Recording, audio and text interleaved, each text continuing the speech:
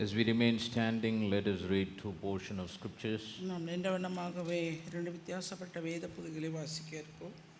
First of all, let us go to the book of Numbers, chapter number 14, என்னாகமத்தின் புஸ்தகம் 14ஆம் அதிகாரம் and read verse number 8. 8ஆம் வசனம். And then we'll go to the first epistle of Apostle John, chapter number 4, 1 யோவான் 4வது அதிகாரம் verse 18 and 19. 18 19ஆம் வசனங்கள்.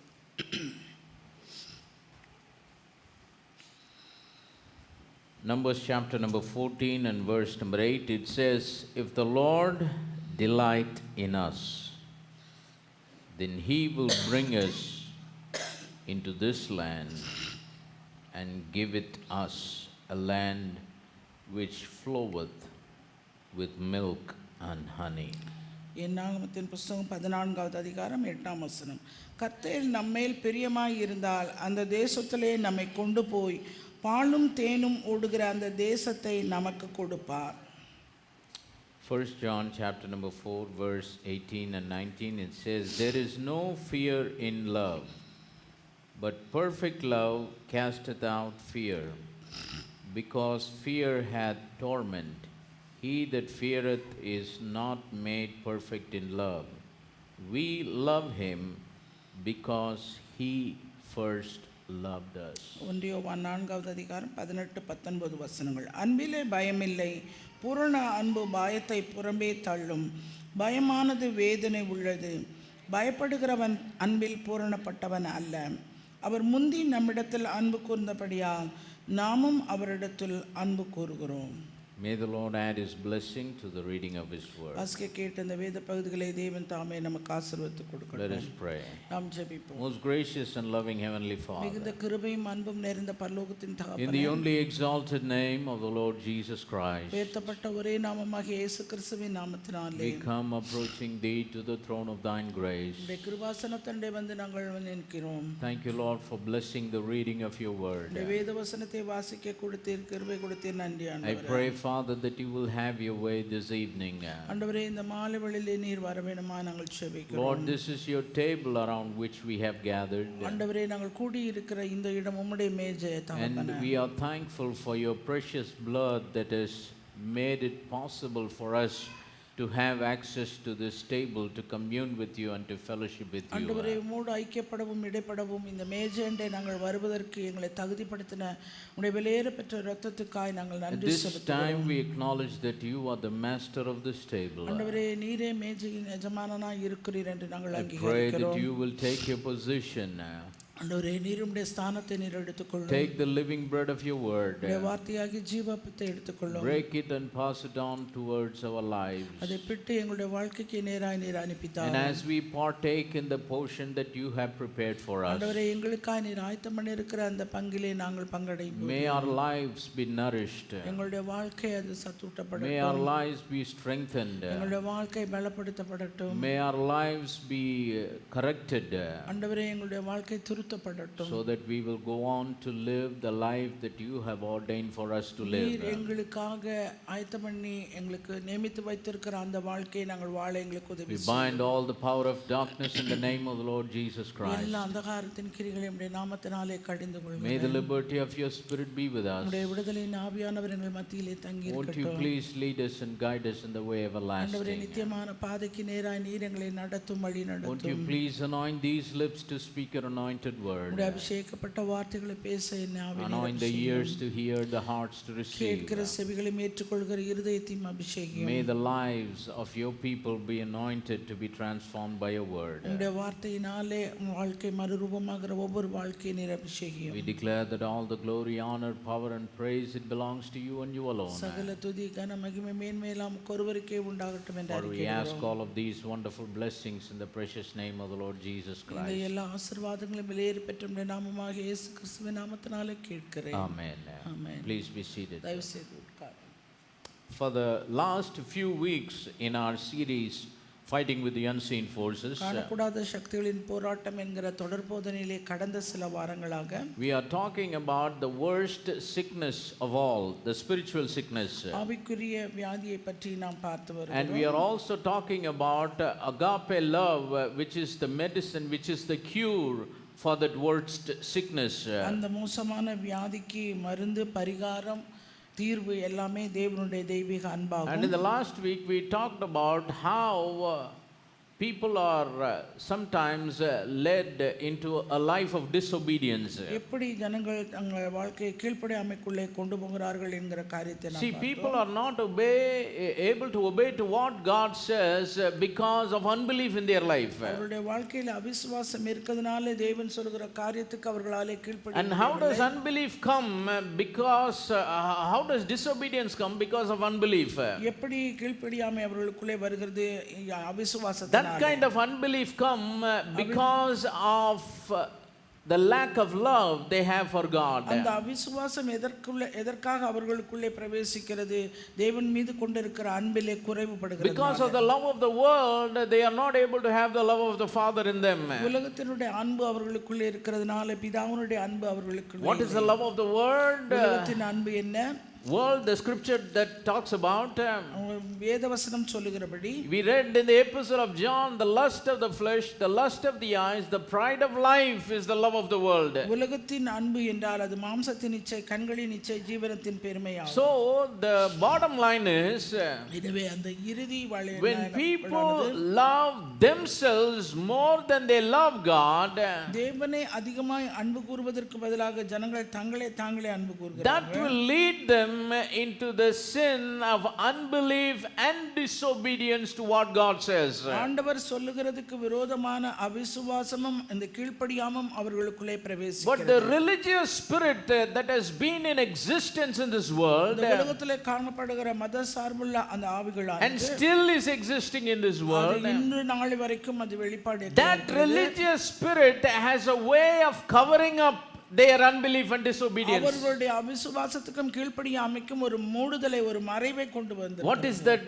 What does that religious spirit do? அந்த ஆவிக்கு அந்த மத சார்பான ஆவி என்ன That சொல்லுது? religious spirit will obey the word of God as it is, as long as it is convenient for them. அவர்களுக்கு எவ்வளவு சௌகரியமாய் வசதிப்படுகிறதோ அதுவரைக்குமாய் தேவனுடைய வார்த்தைக்கு கீழ்ப்படிந்தால் போதும். Once the religious spirit finds something that God says is not convenient for them, அவர்கள் ஆண்டவர் சொல்லுகிற வார்த்தையின் காரியங்கள் தங்களுக்கு அதை கைக்கொள்ளவோ அதை அவர்கள் கீழ்ப்படியாவோ அவர்களுக்கு சௌகரியப்படாமல் இல்லாவிட்டால் they take that word அந்த வார்த்தையை எடுத்துக்கொள்கிறார்கள்.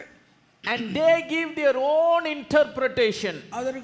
அதற்கு சொந்த விதமான ஒரு வியாக்கியானத்தை அவர்களே கொடுத்துக் கொள்கிறார்கள். And then they give a cover up as if they are obeying to their interpretation and not obeying to actually what God says. தேவன் உண்மையாக சொன்ன அவருடைய வார்த்தையின் காரியத்துக்கு கீழ்ப்படிவதற்கு பதிலாக அவர்கள் என்ன வியாக்கியானம் கொடுத்து மூடி மறைக்கிறார்களோ அதற்கு கீழ்ப்படிகிறார்கள். And they have a fake satisfaction within themselves. அதிலே அவர்களுக்கு ஒரு போலியான ஒரு திருப்தி உண்டாகிறது. That they are obeying to what God says. ஆண்டவர் சொன்ன காரியத்துக்கு தாங்கள் No, they are not obeying to what God says. தேவன் சொன்ன காரியத்துக்கு அவர்கள் They கீழ்ப்படிகிறார்கள். have taken what God says, given their own interpretation and trying to obey to their own interpretation. தேவன் சொன்ன வார்த்தையை எடுத்து தங்களுடைய சுய வியாக்கியானத்தை கொடுத்து அதற்கு அவர்கள் கீழ்ப்படிகிறார்கள். That was the religious spirit that was present in the days of our Lord Jesus on this earth. ஆண்டவராகிய இயேசு கிறிஸ்து வாழ்ந்த காலத்திலும் அப்படிப்பட்டதான ஒரு ஆவி கிரியை And that's the same spirit that is trying to work in the days and the times in which we are living now. வாழ்ந்து கொண்டிருக்கிற இந்த காலத்திலும் அப்படிப்பட்டதான ஆவிகள் கிரியை செய்யக்கூடியதாய் The scripture says no prophecy of the scripture is of any private interpretation. வேதவசனத்தின் காரியங்களை சுய தோற்றத்துக்கு உரியதாய் இராது. It is God who speaks the word. தேவன் தாமே அந்த வார்த்தையை பேசுகிறார். And it is God who interprets his word. தேவனே அதுக்கான வியாக்கியானத்தை God don't need no interpreter to interpret his own word. தம்முடைய வார்த்தைக்கென்று அந்த சுயமான எந்த ஒரு காரியத்தையும் அவர் கொள்கிறார். Like I interpret my word, என்னுடைய வார்த்தைக்கு நான் எப்படி வியாக்கியானம் like you கொடுக்கிறேனோ, interpret your word, உங்களுடைய வார்த்தைக்கு நீங்கள் எப்படி வியாக்கியானம் God's word கொடுக்கிறீர்களோ, is interpreted by God's Spirit alone and nothing else. தேவனுடைய வார்த்தைக்கு தேவனுடைய ஆவியானவர் தாமே வியாக்கியானம் கொடுக்கிறவராக Praise the name of the living God. நாமத்துக்கு But from the Garden of Eden, ஆனால் ஏதேன் தோட்டத்தில் right from the book of Genesis chapter number 3, ஆதியாகமம் 3வது the அதிகாரத்தில் devil has brought into this world a religious spirit, இந்த உலகத்திலே காணப்படுகிற அந்த மத சார்புள்ள அந்த a ஆவியானது religious spirit that is not of God, அது தேவனுக்கு இல்லாத ஒரு ஆவியானது. because it is not based on love for God. அது தேவனுடைய அன்பை It அடிப்படையாக is a கொள்ளாதது. spirit that is based on the love for self. அது சுயமான அன்பை உடைய அடிப்படையாக Right from the time he beguiled Eve in the Garden of Eden, அந்த ஏதேன் தோட்டத்திலே ஏவாளை this வஞ்சிக்கப்பட்ட அந்த நாளிலிருந்து interpreting human interpretation of God's word, தேவனுடைய வார்த்தைக்கான மனிதனுடைய evil வியாக்கியானம், interpretation of God's word, தேவனுடைய வார்த்தைக்கான தீமையான are வியாக்கியானம் trying to become a cover up for people to obey what is inconvenient for them, அவர்களுக்கு வசதியான as God has said.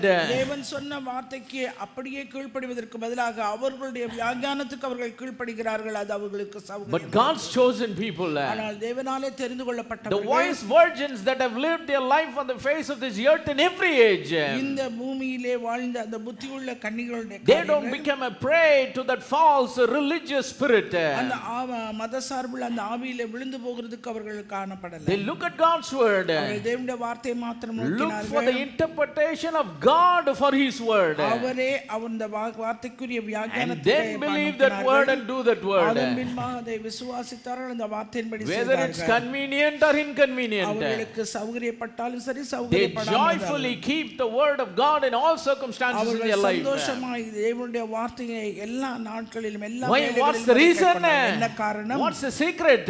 அதுக்குடைய ரகசியம் It's என்ன? because they love God more than they love themselves. அவர்கள் தங்களை காட்டிலும் தேவனை அதிகமாய் அன்பு கூர்ந்ததனால. Praise the name of the living God. நாமத்துக்கு And today we are going to talk about another cause. இன்னொரு காரணத்தை நாம் இந்த நாளிலும் பார்க்க What is இருக்கிறோம். the cause of unbelief that deprives people to see the promises of God being fulfilled in their life? தேவனுடைய வாக்குத்தத்தம் தங்களுடைய வாழ்க்கையில நிறைவேறாமல் அவர்களை திசை திருப்புகிற இன்னொரு காரணம் என்ன?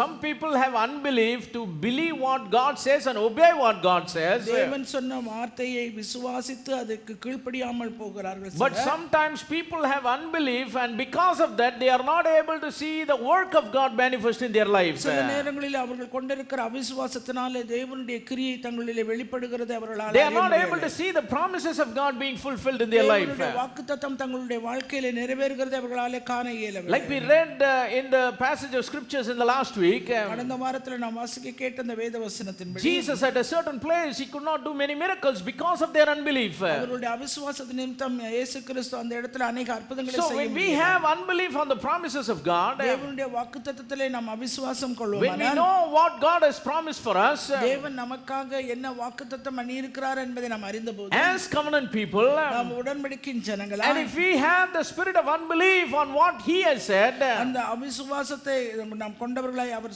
because of doubts on what he has said, அவர் சொன்ன காரியத்துக்கு விரோதமாய் the work சந்தேகப்பட்டோமானால் of God will not manifest in our life. தேவனுடைய கிரியை நம்முடைய வாழ்க்கையிலே வெளிப்படுகிறது. We will not be able to see the glory of God manifest in our life. தேவனுடைய மகிமை நம்முடைய வாழ்க்கையிலே வெளிப்படுகிறதையும் நாம் காண We இயலாது. won't be able to taste the goodness of God, the promises of God being fulfilled in our lives. தேவனுடைய நன்மையும் நம்முடைய வாக்குத்தத்தத்தின் நிறைவேறுதலும் நம்முடைய வாழ்க்கையிலே நாம் காண இயலாது. So why sometimes ஏன் சில the நேரங்களிலே devil brings doubts and unbelief in people that deprives them to see the work of God manifest in their life? அவிசுவாசத்தையும் சந்தேகத்தையும் ஜனங்களிடத்திலே கொண்டு வந்து தேவனுடைய வாக்குத்தத்தத்தின் நிறைவேறுதலை அவர்கள் காண முடியாமல் அவர்கள் செய்கிற காரியம், பிசாசு செய்கிற காரியம் எதனாலே? Again the problem is love. அது அன்பின் பிரச்சனை. Again the problem is their understanding of the love of God. தேவனுடைய அன்பை குறித்த அவர்கள் கொண்டிருக்கிற புரிந்து கொள்ளுதல். If we go to the story of the children of Israel, இஸ்ரவேல் புத்திரருடைய காரியத்துக்கு போவீர்களா? just before the time came for them to enter into the land of promise, அந்த வாக்குத்தத்தம் பண்ணப்பட்ட தேசத்துக்குள்ள அவர்கள் பிரவேசிக்கிறதற்கு முன்பாக spies were sent into the land of promise to spy the land and bring the news back. அந்த தேசத்தை வேவு பார்க்க அனுப்பினார்கள் இறங்கினார்கள். அவர்கள் சுற்றி பார்த்து செய்தியை If கொண்டு we go to the book of Numbers, என்னாகம புத்தகத்துக்கு கடந்து போனீர்கள். chapter number 13, and read from verse number 27, 13வது அதிகாரம் 26ஆம் வசனத்தில் the scripture here says, வேத வசனம் சொல்லுகிறது, and they told him and said, அவர்கள் அவிதமாய் சொன்னார்கள். they means all the spies, எல்லா most of the spies that went there, they came and gave this news. அவர்கள் வேவு பார்க்க சென்றவர்கள் எல்லாம் பார்த்துவிட்டு வந்து சொன்ன செய்தி. Verse 27 says, we came unto the land whither thou sentest us,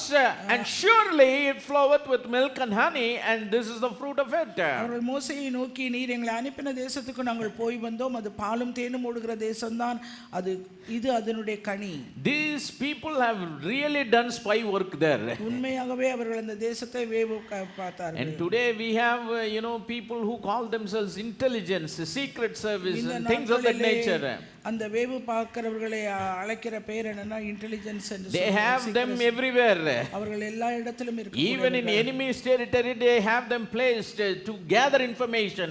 அந்த எதிராளிகளுடைய இடத்துல கூட இருந்து அவர்கள் தகவல்களை சேகரிக்கிறார்கள். But back in the days of the Bible, ஆனால் வேத காலத்திலே, during the journey of the children of Israel who are about to enter into the land of promise, இஸ்ரவேல் புத்திரருடைய பிரயாணத்திலே அவர்கள் வாக்குத்தத்தம் the spies were sent, அவர்கள் வேவுக்காரர்களை அனுப்பப்பட்டார்கள். and they did their work properly. அவர்களுடைய வேலையை அவர்கள் சரியாய் செய்தார்கள். So surely it floweth with milk and honey. உண்மையாகவே அங்கே பாலும் தேனும் ஓடுகிற தேசம். And they even brought the evidence for that. அதற்கான ஆதாரத்தையும் அவர்கள் கொண்டு And they said, this is the fruit of it. இது அதனுடைய கனி என்று. They are showing this is the fruit that we spied and brought it from the land where you wanted us to spy. நீங்க எங்களை வேவு பார்க்க அனுப்பின அந்த தேசத்துக்கு சென்று நாங்கள் வேவு பார்த்து நாங்கள் அந்த இடத்திலே எல்லாவற்றையும் அறிந்து. But they did not stop there with that. அதோடு கூட அவர்கள் நின்று விடவில்லை. Verse number 28 says, 28ஆம் வசனம், nevertheless the people be strong that dwell in that land. ஆனாலும் அந்த தேசத்திலே குடியிருக்கிற ஜனங்கள் பலவான்கள். And the cities are walled. பட்டணங்கள் அரணிப்பானவைகள். And very great. மிகவும் பெரியவைகளாய் And இருக்கிறது. moreover we saw the children of Enoch there. ஏனாக்கின் குமாரரையும் கண்டோம். These people are like the giants. இவங்க எல்லாம் ராட்சத பிறவிகள். Maybe the descendants of Cain. அந்த காயினுடைய வழி வந்தவர்கள். Someone like Goliath. கோலியாத்தை போல. They say we saw the children of Enoch there. ஏனாக்கின் புத்திரரையும் கண்டோம். Then verse number 29 says, 29ஆம் வசனம், the Amalekites dwell in the land of the south. அமலேக்கியர் தென்புறமான தேசத்தில் And the Hittites and the Jebusites and the Amorites dwell in the mountains, and the Canaanites dwell by the sea and by the coast of Jordan. ஏத்தியரும் எபூசியரும் எமோரியரும் மலைநாட்டில் குடியிருக்கிறார்கள். Now these are the report that were given by most of the spies that went there. அந்த அனுப்பின வேவுக்காரர்கள் எல்லாம் மோசேயினிடத்தில் சொல்ல செய்திகள். But one of the spies, அதுல அந்த வேவு in verse number 30, 30வது வசனத்திலே, and Caleb, his name was Caleb, அவனுடைய பெயர் Caleb. they went there as a team, அந்த வேவு பார்க்கிறவர்களோடு and they have come back and they are giving the report.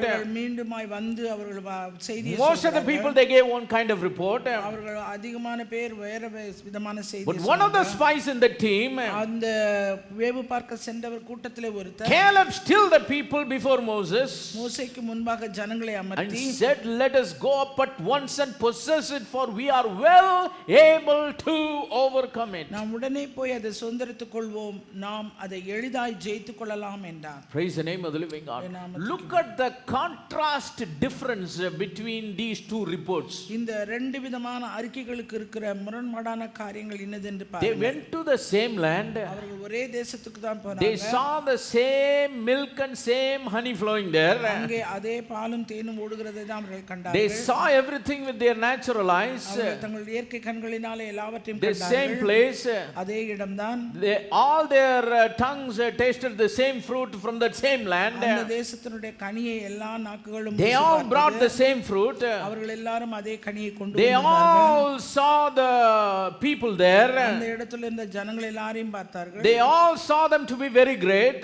எல்லாரும் பெரியவர்கள் இருந்தார்கள். They all saw the children of Enoch, including Caleb. அந்த காலேபும் பார்த்தான் ஏனாக்கின் குமாரரை. They all saw the Amalekites. அமலேக்கியரையும் பார்த்தார்கள். They all saw the Hittites. அந்த ஏத்தியரையும் பார்த்தார்கள். All saw the Jebusites. எபூசியரையும் பார்த்தார்கள். All saw the Amorites. எமோரியரையும் பார்த்தார்கள். All saw the Canaanites. கானானியரையும் பார்த்தார்கள். But only Caleb, காலேபு மாத்திரம் he is not exalting their strength.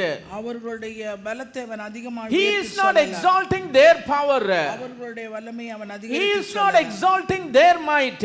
அவர்களுடைய வல்லமையை அவன் அதிகரிக்கல. Only Caleb, காலேபு மாத்திரம் he is giving a contrasting, totally contrast report than the others. முற்றிலும் முரண்பாடான ஒரு செய்தியை மற்றவர்களை காட்டிலும் சொல்லுகிறான். The others, the majority said, அதிகபட்சமானவர்கள் oh, சொன்னார்கள், cities are walled. தேசம் வந்து அரணிப்பா இருக்கு, Those walls are very great. அந்த பட்டணத்தினுடைய We saw the children of Anak. நாங்கள் ஏனாக்கின் புத்திரரை பார்த்தோம். They are exalting their strength. அவர்களுடைய பலத்தை அவருடைய வல்லமையை அவர்கள் Those that are there are strong. அங்க இருக்கிறவர்கள் பலவான்கள். See, when you look at somebody யாரையா ஒருவரை பார்க்கும்போது whom you want to defeat, நீங்க தோற்கடிக்க விரும்புகிற நீங்க தோற்கடிக்கிற ஒருத்தரை பார்த்து நீங்க அவன் ரொம்ப பலமா இருக்கான்னா என்ன அர்த்தம்? If you look at somebody whom you want to defeat and say he is strong, அவர்களை நீங்கள் தோற்கடிக்க விரும்புகிற ஒருவரை நீங்கள் பார்த்து அவர் பலசாலியா இருக்கிறார் என்று what is the meaning of that? அப்படினா அர்த்தம் என்ன? I am not as strong as him. அவனை போல நாம் பலவான்லவன். Or in other words, I am weaker than him. இல்ல அவனை காட்டில் நாம் பலவீனன். So these people, they are not only acknowledging the strength of the opponent, அந்த எதிராளியினுடைய பலத்தை அவர்கள் அதிகரித்து சொன்னது மாத்திரமல்ல, but they are also acknowledging their weakness. அவர்களுடைய பலவீனங்களையும் அங்கே அறிக்கையிடுகிறார்கள். They are thinking they are inferior. அவர்கள் மிகவும் பலவீனர்கள் என்று நினைக்கிறார்கள். Maybe they are acknowledging, but it's not a right acknowledgement, it's a wrong acknowledgement. அது ஒரு தவறான ஒரு அங்கீகரிப்பாகும். Because they saw the children of Anak with their natural eyes. இயற்கை கண்களினால ஏனாக்கின் புத்திரரை They saw all of these Hittites, Jebusites, Amorites, Canaanites with their natural eyes. அவங்களுடைய இயற்கை கண்களினால ஏத்தியர், எபூசியர், எமோரியர், கானானியரை But பார்த்தார்கள். they had a very wrong understanding of how they were looking at themselves. அவர்களோடு ஒப்பிட்டு தங்களை பார்க்கும்போது ஒரு தவறான ஒரு காரியத்தை Yes, Caleb also included. He saw everything these majority people saw. இந்த அதிகபட்சமான பேர் சொன்ன போய் பார்த்த அதே காரியத்தை காலேப் பார்த்தார். But the difference with Caleb was காலேபிடத்தில் இந்த வித்தியாசம் he என்னவென்றால் looked at himself different. தன்னை தானே அவன் நோக்கி பார்த்தது வித்தியாசமாய். Praise the name of the living God. That's why he could give a totally contrasting report. அதனால தான் முரண்பாடான மொத்தமாய் முரண்பாடான ஒரு That's why he said, let us go up at once and possess it, for we are well able to overcome உடனே it. போய் சுதந்திரத்துக் கொள்வோம், நாம் அதை எளிதாய் ஜெயித்துக் கொள்ளலாம் என்றார். But the men that went up with him said in verse number 31, 31ஆம் வசனத்தில் அவனோடு கூட சென்று வந்த we are not able to go up against the people, for they are stronger than we. நாம் போய் ஜனங்களோட எதிர்க்க நம்மாலே கூடாது, அவர்கள் நம்மை பார்க்கிலும் பலவான்கள் என்றார். In the previous scripture in verse number 28, 28ஆம் வசனத்துல பார்த்தோம், they just said they are strong. அவங்க பலவான்கள் என்று மாத்திரம் But in verse number 31, ஆனா 31ஆம் வசனத்திலே they are openly declaring அவர்கள் வெளிப்படையாய் சொன்ன ஒரு the opponent is stronger than us. அந்த எதிராளி நம்மை காட்டிலும் பலவான்கள். Don't listen to that one person who is giving this fake report. அவர் சொல்ற காரியத்துக்கு They were thinking Caleb is giving a fake report. அங்கே காலேப் கொடுக்கிற அறிக்கை தான் வந்து போய் Maybe they thought Caleb has lost his mind. ஒருவேளை காலேபுக்கு ஏதோ மண்ட கொலர் ஆயிடுச்சு நினைக்கிறேன். He said we are well able to overcome it. நாம் அதை போய் சுதந்திரித்துக் கொள்ளலாம். Majority said we are not able to go up against the people, for they are stronger than us. முடியாது, நம்ம சுதந்திரித்துக் கொள்ள முடியாது, நம்மை காட்டிலும் அவர்கள் பலவான்கள். But the Spirit of the Lord said தேவனுடைய ஆவியானவர் in verse number 32, 32ஆம் and they brought up an evil report of the land which they had searched unto the children of Israel, saying, the land through which we have gone to search is a land that eateth up the inhabitants thereof, and all the people that we saw in it are men of great stature. நாங்கள் போய் சுற்றி பார்த்து வந்த அந்த தேசம் தன் குடிகளை பட்சிக்கிற தேசம், நாங்கள் அதிலே கண்ட ஜனங்கள் எல்லாரும் மிகவும் பெரிய ஆட்கள். So the Spirit of God says in verse number 32, 32வது வசனத்துல வந்து ஆண்டவருடைய ஆவியானவர் அங்கே சொல்றார், இதெல்லாம் சொல்லிட்டு அவர் நமக்கு என்ன சொல்ல வர்றாரு? They brought up an evil report. அவர்கள் வந்து அந்த தேசத்தை பற்றி ஒரு தீமையான காரியத்தை கொண்டு வந்தார். They brought up, not he brought up. அவர் கொண்டு வரல, அவர்கள். The Spirit of God is talking about the majority report that was given. அந்த அதிகபட்சமான ஜனங்கள் சொன்ன அறிக்கையை அங்கே சொல்லப்படுகிறது. Those who said, they are stronger. அவர்கள் பலவான்கள் என்று சொன்னவர். Those who said we are not able to overcome them. அங்கே அவர்களை மேற்கொள்ள நம்மால் இயலாது. All the people there that said, those people are stronger than us. நம்மை காட்டிலும் அவர்கள் எல்லாம் பலவான்கள். And we cannot do it. அதை நம்மாலே செய்ய முடியாது. About them, the Spirit of God is making an observation here. They brought up an evil report of the land. அந்த தேசத்தை குறித்து அவர்கள் பொல்லாப்பான செய்தியை கொண்டு வந்தார்கள். But Caleb brought up a good report. ஆனால் காலேபு நற்செய்தியை கொண்டு வந்தார். Why the difference? ஏன் இந்த வித்தியாசம்? What made the difference? எது அந்த வித்தியாசத்தை? Verse number 33, the scripture says, 33ஆம் வசனம், they are continuing their lamentation, அவங்க தொடர்ந்து புலம்பிட்டு இருக்காங்க. continuing their evil report. அவர்கள் பொல்லாத அந்த செய்தியை அறிக்கையை எடுக்கிறார்கள். They are saying, there we saw the giants, the sons of Enoch, which come of the giants, and we were in our own sight as grasshoppers, and so we were in their sight. அங்கே ராட்சத பிறவியான ஏனாக்கின் குமாரராகிய ராட்சதரையும் கண்டோம், நாங்கள் எங்கள் பார்வைக்கு வெட்டுக்கிளிகளைப் போல் இருந்தோம். Sometimes when people have difference of opinion, சில நேரங்களிலே ஒருத்தருக்கு வித்தியாசமான அபிப்பிராயம் இருக்கும்போது, this is not an opinion, this is a very important report that they are bringing from a land that they have to go and possess. இது அவர்கள் கொண்டு வந்த அபிப்பிராயம் இல்ல, இது உண்மையான அறிக்கையும் கூட. So when two people have two different views, இரண்டு பேர் இரண்டு விதமான பார்வையுடையவர்களா, sometimes the one who talks more, sometimes the ones that give more details, they think they are right. அதிகமான விளக்கத்தை கொடுத்து அதிகமாய் பேசுகிறவர்கள் சரி என்று நினைக்கிறார்கள். அதிகமான டீடைல்ஸ் கொடுக்கறவங்க, அதிகமா ரிப்போர்ட் கொடுக்கறவங்க, இன்னொரு வாதத்துல அதிகமா ஆர்கியூ பண்றவங்க, அதிகமா பேசுறவங்க அப்படி வச்சுக்கலாம். The one who talks more, அதிகமாய் பேசுகிறவர், the one who says more, அதிகமாய் சொல்லுகிறவர், the one who gives more details, அதிகமான விளக்கங்களை கொடுக்கிறவர்கள், they think they can win over the other view of the other person. மற்றவர்கள் பார்த்த அந்த பார்வையை ஜெயித்து விடலாம் என்று சொல்லி. Caleb, he made his statement so simple. அவன் காலேபு தன்னுடைய சொன்ன வார்த்தையை First he still the people. முதல் ஜனங்களை அமர்த்துகிறான். முதல்ல வாயை மூடுங்கப்பா, நான் சொல்றதை கேளுங்க. ரெண்டே லைன்ல முடிச்சிட்டார். Let us go up once and possess it, for we are well able to overcome it. Verse number 30. உடனே போய் அதை சொந்தரித்துக் கொள்வோம், அதை நாம எளிதாய் அதை ஜெயித்துக் கொள்ளலாம். But these people are giving details after details after details. ஆனா இந்த அதிகபட்சமானவர்கள் அதிகமான விளக்கங்களை அங்கே சொல்லி. They were saying, did you not see the sons of Enoch? ஏனாக்கின் புத்திரரை பார்க்கலையா? Did you not see them and this and that and the other? இது அது எல்லாம் The பார்க்கலையா? Hittites, the Jebusites, the Canaanites, whateverites, எமோரியர், கானானியர் இவங்களெல்லாம் பார்க்கலையா? எல்லா இயரையும் பார்க்கலையா? There we saw giants, அங்கே ராட்சதர்களை கண்டோம், and we were in our own sight as grasshoppers. அவர்களுக்கு முன்பாக நம்முடைய பார்வைக்கு நாமே வெட்டுக்கிளிகள் போல இருக்கிறோம். So we were in their sight. அதனால அவங்களோட பார்வைக்கும் அப்படியே. நம்ம பார்வையிலே நம்ம வெட்டுக்கிளி, அப்ப எப்படி அவன் பார்வையில் இருப்போன்னு நம்மளை பார்த்தா பயமே வராதுப்பா. அவன் பயங்கரமாகறான், மீசை இதெல்லாம் வச்சுக்கின்னு. நம்மளை பார்த்தா நம்ம பார்க்கறதையோ வெட்டுக்கிளி மாதிரி இருக்குது. அவ்வளோ பெரிய ஆள்கிட்ட போயிருந்தா சமயத்தில் நம்ம கூட என்ன பண்ணிடுறோம்னா, பிசாசை ரொம்ப எக்ஸால்ட் பண்ணிடுறோம். When we face impossible circumstances in our life, நம்முடைய வாழ்க்கையிலே சாத்தியமில்லாத சில சூழ்நிலைகள் சந்தர்ப்பங்களை நாம் சந்திக்கும், difficult circumstances in our life, கஷ்டமான சூழ்நிலைகளை நாம் சந்திக்கும் போது, situations that are complex, சூழ்நிலைகள் குழப்பமாக இருக்கிற நேரங்களிலே, sometimes we exalt the devil. பிசாசை அதிகமாய் நாம் உயர்த்துகிறவர்களாக இருக்கிறோம். People say, oh brother, devil கிட்ட ரொம்ப ஜாக்கிரதையா இருங்க. அதாவது ஆண்டவரை பற்றி மேன்மையாக சொல்கிறத காட்டிலும் அவங்க சொல்கிறது எதை பற்றி மேன்மையாக இருக்கும்?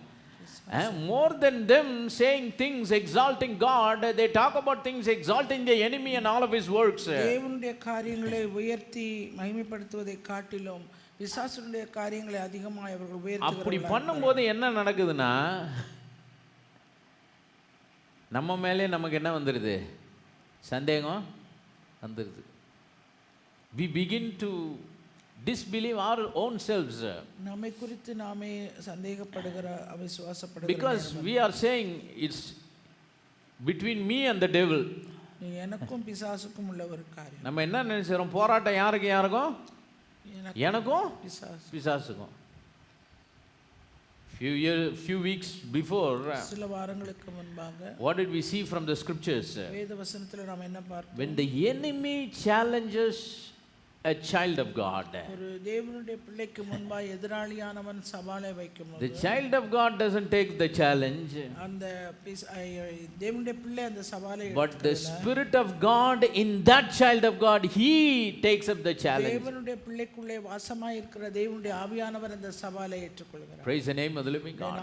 That's why Jesus said, without me you can do nothing. அதனால தான் இயேசு கிறிஸ்து என்னை இல்லாமல் உங்களால் ஒன்றும் செய்ய கூடாது. Apostle Paul wrote and said, I can do all things through Christ who strengthens me. பலப்படுத்துகிற இயேசு கிறிஸ்துவினாலே எல்லாவற்றையும் செய்ய எனக்கு பலன் உண்டு என்று Pavul. So as God's people, தேவனுடைய ஜனங்கள், as believers in Christ Jesus, கிறிஸ்து இயேசுவுக்குள்ளே விசுவாசிகளாய் இருக்கிற நாம் at our own selves, நம்மை நாமே நோக்கி பார்க்கும்போது in all circumstances, நம்முடைய சூழ்நிலைகள், good and bad times, நல்ல நேரம் கெட்ட positive and negative circumstances, எதிர்மறை நேர்மறை when we look at ourselves, நம்மை நாமே நோக்கி we must never ever look at us minus God. தேவனை விட்டு நாமே தனியாக நாம் நோக்கி தேவன் இல்லாம நம்மளை பார்த்துட்டோம்னா எப்படி இருக்கும்? வெட்டுக்கிளி, பல்லி, எலி, கரப்பாம்பூச்சி. பிசாசுக்கு முன்னாடி நான் ஒரு கரப்பாம்பூச்சி பிரதர், மூட்டை பூச்சி நசுக்கிற மாதிரி பிசாசு என்ன பண்ணிடுவான்? தப்பு. That's what we are learning from here. அதைத்தான் நாம் இங்கே கற்றோம். That's an evil report in the sight of God. தேவனுடைய பார்வையிலே அது தீமையான, That is an evil observation in the sight of God. தேவனுடைய பார்வையிலே அது பொல்லாப்பான ஒரு பார்வையாய். Praise the name of the living God.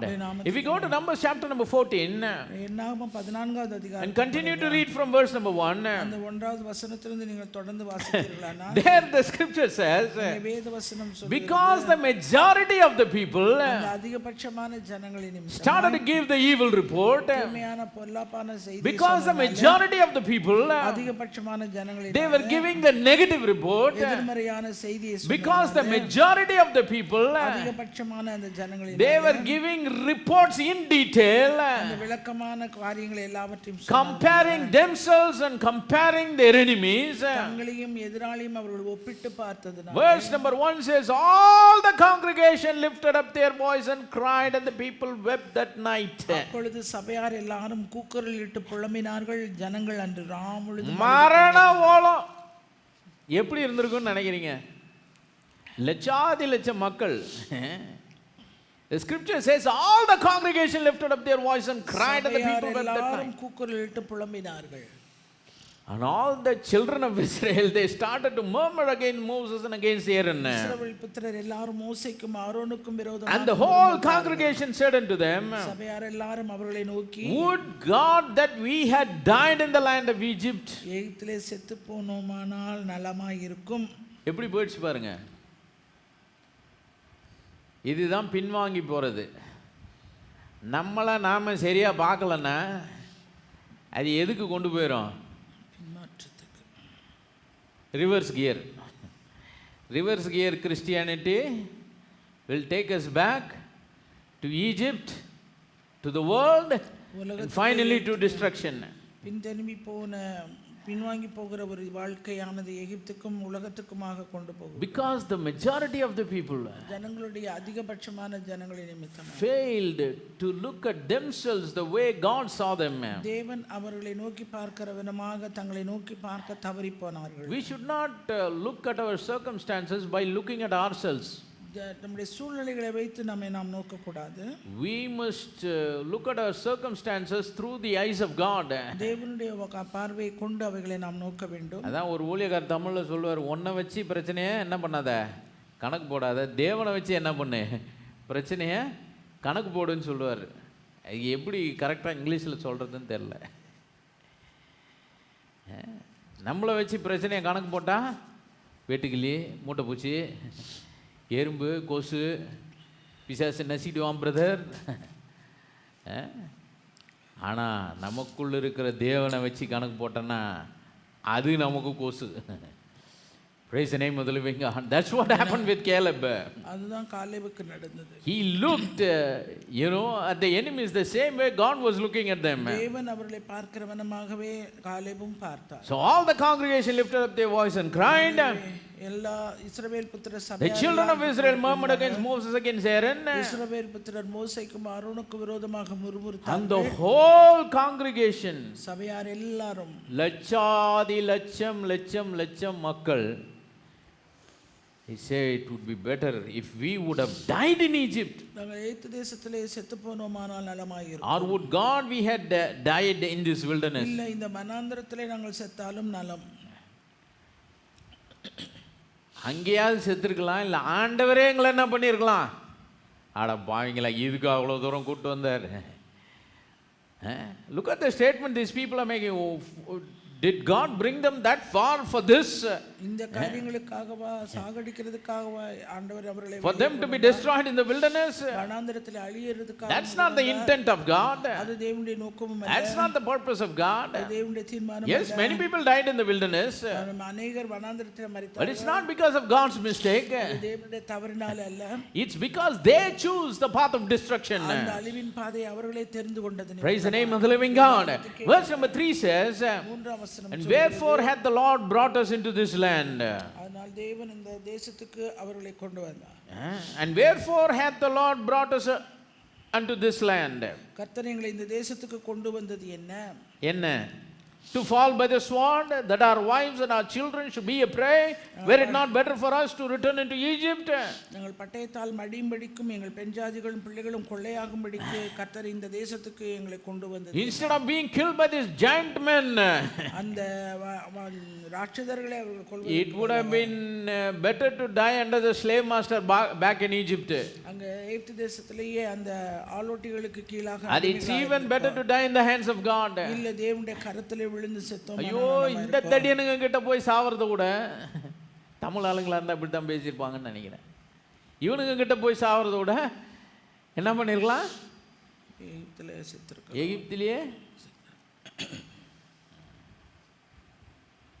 எலியா கூட எசபேலுக்கு பயந்து போறாரு.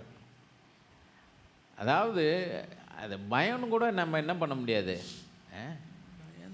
Some people they interpret that and say, Elijah was fearing a lady and he was running away because she will take away his life. ஒரு பொம்பளைக்காக பயந்து அவனுடைய ஜீவனை எடுத்து விடுவான் என்று சொல்லி எலியா ஓடி போனான். போய் அவ கையில என்ன பண்ணுமா, சாவறதுக்கு எவ்வளவோ வழி இருக்குது. நான் என்ன பண்ண மாட்டேன், மிஸ்ஸஸ் டாக் மீட்டு கையில் நான் என்ன பண்ண மாட்டேன். அந்த பொம்பளைக்கு ஒரு விளக்கம் சொல்லணும்னா அது ஒரு நாய் இறைச்சி. ஏன்னா அது முடிவு அப்படி தான் இருந்தது. she became a meat for the dogs. அவள் அந்த நாய்க்கு அவர் உணவாக. அவ்வளோ ஒரு கேவலமான கையில் போய் சாவணுமா? அதுக்கு எங்கன்னா ஆக்சிடெண்ட்டில் சாவலாம், இல்லை ஆண்டவரே என்ன பண்ணலாம், ஜீவனை எடுக்கலாம். நான் என்ன பண்ண மாட்டேன், அந்த மாதிரி ஒரு கேவலமான பார்ட்டி கையில். பாருங்கள், தீர்க்கதரிசி சாவறது யார் கையால் சாவணும்? ஏதோ கொஞ்சம் நியாயமானவன, அவன் என்னை அடித்து கொண்டாலும் கொண்டுக்கிட்டான். ஆனால் இந்த மாதிரி கேவலமான ஜென்மத்து கையில் என்ன பண்ணக்கூடாது. அதுக்கு தான் எலியா என்ன பண்ணுறாரு, ஓடுறாரு. Praise the name of the living God. These people are thinking in the same way, இந்த ஜனங்களும் அதே போலவே சிந்தித்தார்கள். but it was very wrong in the sight of God. ஆனால் தேவனுடைய பார்வையில் அது மிகவும் தவறாக இருந்தது. Because there is no difference between the Egyptians and all the children of Enoch and the giants and the people of great stature that were in the land of promise. எகிப்தியருக்கும் வாக்குத்தத்தம் பண்ணப்பட்ட தேசத்திலே காணப்பட்ட ஏனாக்கின் புத்திரருக்கும் ராட்சதர்களுக்கும் ஒரு வித்தியாசம் கிடையாது. Absolutely they are the same. அவர்களும் ஒன்றாகவே. Were it not better for us to return into Egypt, they were complaining.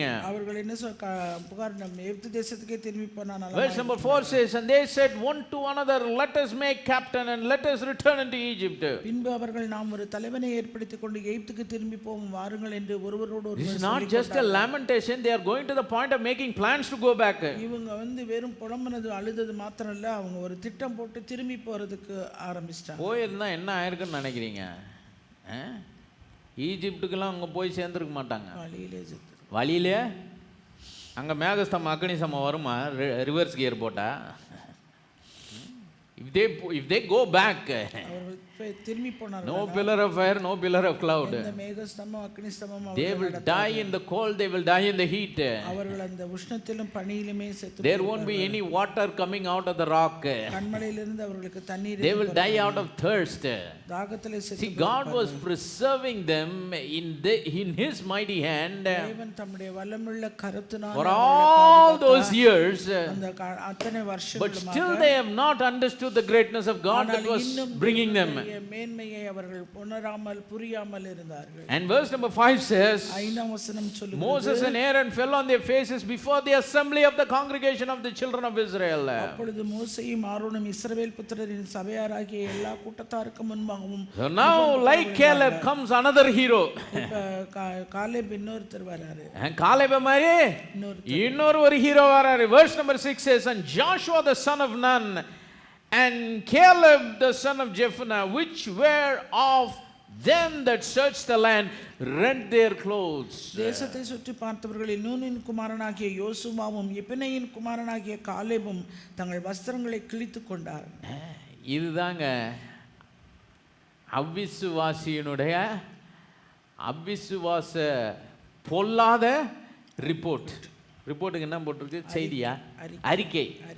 பொல்லாத அறிக்கையை கேட்டு விசுவாசி என்ன பண்ண முடியல? தாங்க முடியல. Who was bringing them? யார் அவர்களை கொண்டு வந்தது?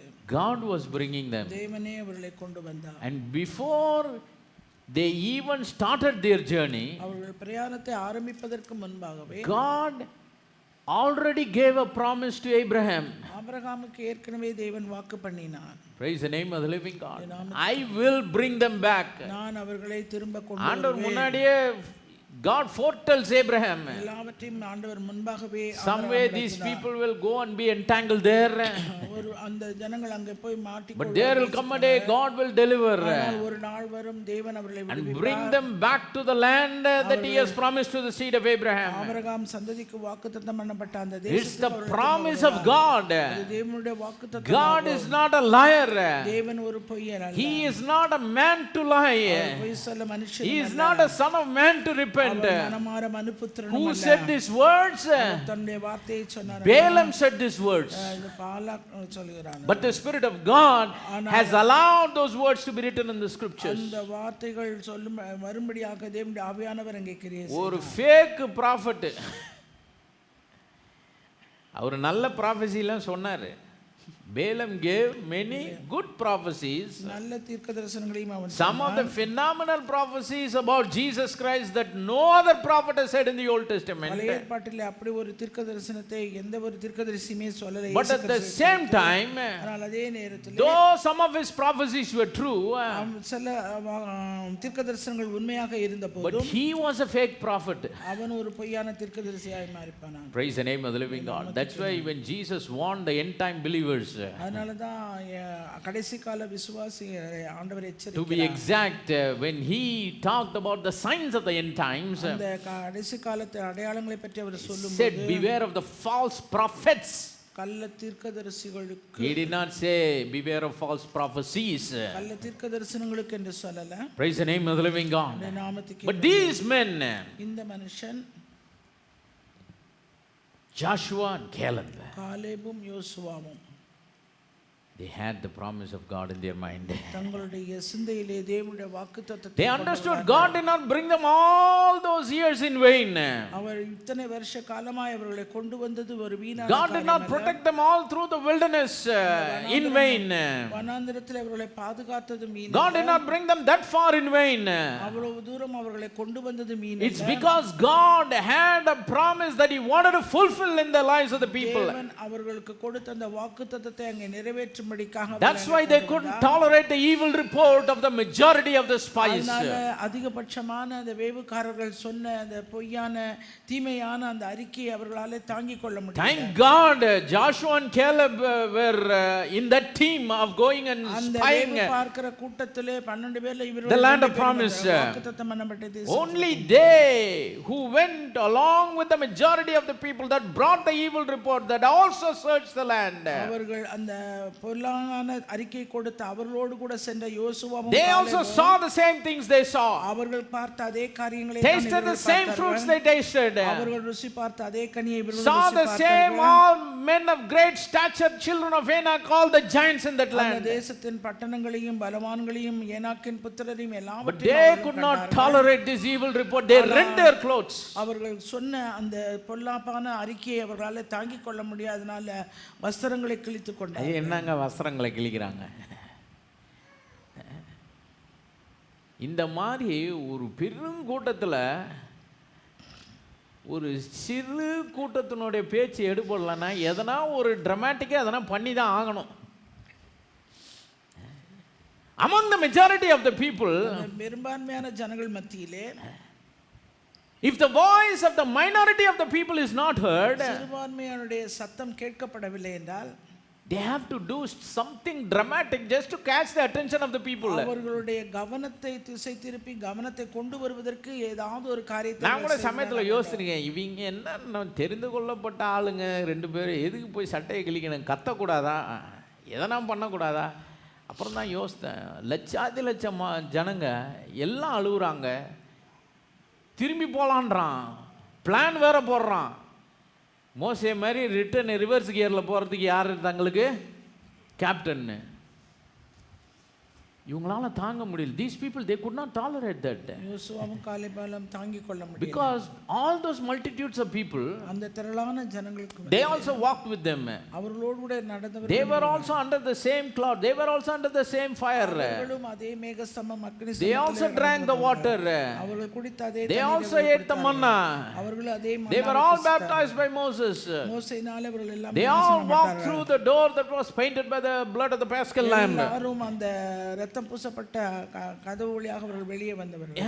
மற்றவங்கெல்லாம் என்ன, சரி ஏதோ நடக்குதுப்பா, கூட்டத்தோட கூட்டமா போவோம். ஆனால் யோசுவாக்கும் காலேபுக்கும் என்ன, ஓ இது ஏதோ ஒரு நோக்கத்துக்காக ஆண்டவர் என்ன பண்ணுறாரு.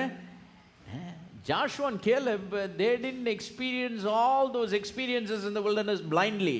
அவர்கள் அனுபவித்த அந்த அனுபவங்கள் எல்லாவற்றையும் குருடாக, all through the way they were mindful of the promise of God. தேவனுடைய வாக்குத்தத்தங்களை தங்கள் சிந்தையிலே all நினைத்தவர்களாக, through the way they were mindful of the intent and the objective of God for them. இந்த வனாந்தரத்தில் அவர்களை கொண்டு வருவதான அந்த நோக்கம் தீர்மானம் இன்னது They understood the purpose of God for them.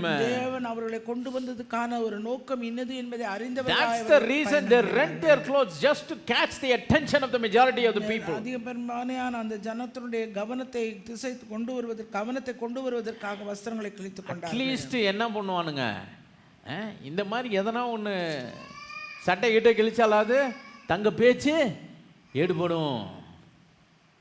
Verse number 7 says, and they spake unto all the company of the children of Israel, saying, the land which we passed through to search it is an exceeding good land. இஸ்ரவேல் புத்திரரின் சமஸ்த சபையும் நோக்கி, நாங்கள் போய் சுற்றி பார்த்து சோதித்த தேசம் மகா நல்ல தேசம். இந்த மகா நல்ல தேசம், இந்த ஒரு பாயிண்ட்ல தான் எல்லாருக்கும் உங்களுக்கும் அக்ரி ஆகுது.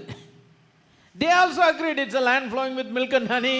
அது அந்த பாலும் தேனும் ஓடுகிற தேசம். They also brought the flourishing fruit from that land. அந்த இடத்திலே பறிக்கப்பட்ட அந்த கனியையும் அவர்கள் கொண்டு and then verse number 8, look at these words. இந்த வார்த்தையை பாருங்க. They said, if the Lord delight in us, கர்த்தர் நம்மேல் பிரியமாய் இருந்தால், இதுதாங்க சீக்ரெட், கர்த்தர் நம்மேல், பிரியமாய், if the Lord delight in us, then he will bring us into this land and give it us, a land which floweth with milk and honey. கர்த்தர் நம்மேல் பிரியமாய் இருந்தால் அந்த தேசத்திலே நம்மை கொண்டு போய் பாலும் தேனும் ஓடுகிற அந்த தேசத்தை நமக்கு கொடுப்பார். Verse number 9, only rebel not ye against the Lord, neither fear ye the people of the land, for they are bread for us, their defense is departed from them, and the Lord is with us, fear them not. கர்த்தருக்கு விரோதமாக மாத்திரம் கலகம் பண்ணாதிருங்கள், அந்த தேசத்தின் ஜனங்களுக்கு நீங்கள் பயப்பட வேண்டியதில்லை, அவர்கள் நமக்கு இறையாமார்கள், அவர்களை காத்த நிழல் அவர்களை விட்டு விலகி போயிற்று, கர்த்தர் நம்மோடு இருக்கிறார், அவர்களுக்கு பயப்பட வேண்டியதில்லை. So totally contrasting report. எனவே முற்றிலும் மாறுபட்ட. But the key word here is in verse number 8. அந்த 8வது வசனத்துல தான் அந்த key. How only Joshua and Caleb could have a different view. எப்படி ஜாஷுவாவுக்கும் காலேபுக்கும், யோசுவா காலேபுக்கும், how only Joshua and Caleb could bring the good report. அவர்கள் மாத்திரம் ஏன் ஒரு நல்ல அறிக்கையை கொண்டு how they could see the giants with the different eyes. அந்த ராட்சதர்களை வித்தியாசமான பார்வை கொண்டு எப்படி அவர்களால் How பார்க்க they could முடிந்தது? have that faith that they can be overcome. அவர்களை மேற்கொள்வோம் என்கிற விசுவாசம் எப்படி அவர்களுக்கு இருந்தது? They are saying they are bread for us. அவர்கள் சொல்றாங்க அவங்க நமக்கு ஒரு இறையாவார்கள். Praise the name of the living God. But the other spies said, மற்றவர்கள் எல்லாம் சொல்றாங்க we are grasshoppers even in our eyes. நம்முடைய பார்வைக்கே நம்ம வெட்டுக்கிளி போல But இருக்கோம். how much more of a grasshoppers we will be in the eyes of the enemies. எதிராளியாய் இருக்கிற அவர்களுடைய பார்வைக்கு நாம் எவ்வளவு மோசமாய் இருப்போம். Praise the name of the living God. That's a report of unbelief. அது அவிசுவாசத்தின் But this is a அறிக்கையாகும். report of believing. இது வந்து விசுவாசத்தின் This is a அறிக்கை. report of faith. விசுவாச அறிக்கை. A report that said those giants are bread for us. அந்த ராட்சதர்கள் எல்லாம் நமக்கு இரையாவார்கள் என்று சொல்லுகிற ஒரு Does it mean that Joshua and Caleb were greater giants than them physically? அவர்களை காட்டிலும் சரீர பிரகாரமாக ஒரு பெரிதான சரீர வளர்ச்சி உடைய No. They were mere men like everybody else in the camp of the children of Israel. இஸ்ரவேல் புத்திரரை போலவே மற்றவர்களை போலவே அவர்களும் அதே சைஸ்ல அதே But the way they said with the confidence that they are bread for us is அவர்கள் சொன்ன அந்த காரியம் அவர்கள் நமக்கு இரையாவார்கள் என்று சொன்னார்கள். is that they believe the Lord is with us. தேவன் நம்மோடு இருக்கிறார். How could they sense the presence of the Lord with them whereas the other can't? கர்த்தர் தங்களோடு இருக்கிற தம்முடைய பிரசன்னம் நம்மோடு கூட இருக்கிறது என்பதை அவர் உணர்ந்ததனால அவர்கள் All were under the same pillar of cloud, pillar of fire. அதே மேக ஸ்தம்பத்துக்கு கீழாக அக்னி ஸ்தம்பத்துக்கு கீழாக இருந்தவர்கள். All drank the same drink. அவர்கள் எல்லாரும் ஒரே All ate the same manna. அவர்கள் எல்லாரும் ஒரே All were baptized by Moses in the Red Sea. அவர்கள் எல்லாரும் சிவந்த சமுத்திரத்தில் They all went through similar same experiences. அவர்கள் எல்லாரும் ஒரே விதமான அனுபவங்களை But why only Joshua and Caleb? யோசுவாவும் காலேபும் They could confidently say the Lord is with us. ஆண்டவர் நம்மோடு கூட இருக்கிறார் என்கிற The நம்பிக்கையோடு defense சொல்கிறார்கள். of the enemies, though they are giants, is departed from them. அவர்களை அந்த எதிராளிகளை காத்த அந்த நிழல் அவர்களை They are bread for us. அவர்கள் நமக்கு இரையாவார்கள். Do not fear them. அவர்களுக்கு பயப்பட How வேண்டாம். could they say that? எப்படி அவர்களால் சொல்ல The முடியும்? secret is in verse number 8. 8வது வசனத்தை தான் அந்த If the Lord delight in us. கர்த்தர் நம்மேல் பிரியமாயிருந்தார். What did Joshua and Caleb think about God? யோசுவாவும் காலேபும் தேவனை குறித்து என்ன சிந்தித்தார்? They believed that God loved them. தேவன் அவர்களை நேசிக்கிறார் என்பதை விசுவாசித்தார். Praise the name of the living God. But whereas the other people, மற்றவர்கள் எல்லாம் they didn't have the confidence on the love of God. தேவனுடைய அன்பை குறித்த ஒரு நம்பிக்கை அவர்களுக்கு They did not have the confidence on the agape love of God. தேவனுடைய தெய்வீக அன்பிலே அவர்களுக்கு But நம்பிக்கை Joshua and Caleb, ஆனால் யோசுவாவும் they were காலேபும் also slaves in Egypt. அவர்களும் அடிமைகளாக They also இருந்தார்கள். worked under the slave master. அவர்களும் அதே அந்த ஆளோட்டிகளுக்கு They கீழாக also faced the இருந்தார்கள். difficulties. அவர்களும் அந்த கஷ்டங்களை They also சந்தித்தார்கள். sojourned through the wilderness. அவர்களும் வனாந்தரத்திலே They also பிரயாணப்பட்டார்கள். faced all the challenges like the rest of the people. மற்றவர்களைப் போலவே எல்லா சவால்களையும் அவர்களும் But சந்தித்தவர்கள். what the other people thought, ஆனால் மற்றவர்கள் என்ன நினைத்து when they were in Egypt as slaves, அவர்கள் எகிப்தில் அடிமைகளாக they were இருந்தபோது doubting the love of God for them. தேவனுடைய அன்பை குறித்த சந்தேகம் அவர்களுக்கு இருந்தது. When they were working under the slave master, அவர்கள் அந்த ஆளோட்டிகளுக்கு கீழே வேலை செய்தபோது the majority of the people, they didn't have confidence on the love of God. தேவனுடைய அன்பை குறித்த ஒரு நம்பிக்கை When அவர்களுக்குள்ளே they faced challenges in the wilderness, அவர்கள் வனாந்தரத்திலே சவால்களை they did not believe that God loved them. தேவன் அவர்களை நேசிக்கிறார் என்று Just look at the words they said. அவர்கள் சொன்ன வார்த்தையை பாருங்க. Did the Lord bring us here for us to die here? இங்க சாவறதுக்கு ஆண்டவர் இங்க How can a loving God எப்படி ஒரு அன்புள்ள தெய்வம் can bring the people whom he loves அவர் அன்பு வைத்த அந்த ஜனங்களை to destroy them? அவர்களை அழிக்க போகும்? Is it not for a purpose he brought them? அதற்கான நோக்கத்துக்காக அவர் Why did he redeem them from Egypt? எகிப்திலிருந்து அவர்களை மீட்டு It's because of his love he redeemed them. அன்பின் நிமித்தமாய் அவர்களை It's because of the promise that God gave to Abraham. ஆபிரகாமுக்கு கொடுத்த வாக்குத்தத்தத்தின் நிமித்தமாய் அவர்களை Praise the name of the living God. They did not understand it. அவர்களாலே புரிந்து கொள்ள But the முடியல. chosen men of God, ஆனால் தேவனாலே தெரிந்து கொள்ளப்பட்ட the elect of God, தேவனாலே தெரிந்து of that day and time, அந்த காலத்திலே அந்த நேரத்திலே Joshua and Caleb, யோசுவாவும் காலேபும் all through their difficulties, அவர்கள் எல்லா பயணப்பட்ட எல்லா கஷ்ட all through their challenges, சகல சவால்களிலும், all through the trials, அவர்கள் எல்லா சோதனைகளிலும், whether it is in the slavery in Egypt, அவர்கள் எகிப்திலே அடிமைகளாக whether it is in the challenges they faced in the wilderness, வனாந்தரத்தில் அவர்கள் சவால்களை these two men, இந்த இரண்டு பேர் they believed in the agape love of Almighty God. அந்த சர்வ பலமுள்ள தேவன் தங்கள் மீது கொண்டிருக்கிற தெய்வீக And it is because of the confidence in the love of God, தேவனுடைய அன்பில் அவர்களுக்கு நம்பிக்கை they believed in the promises of God, வாக்குத்தத்தத்தை that the விசுவாசித்தார்கள். Lord will bring us into that good land. அந்த நல்ல தேசத்துக்கு தேவன் நம்மை கொண்டு The giants are a bread for us. அந்த ராட்சதர்கள் நமக்கு இரையாவார்கள். Praise the name of the living God. Their defenses departed from them. காத்த நிழல் அவர்களை விட்டு விலகி Because God loves us, He is with us.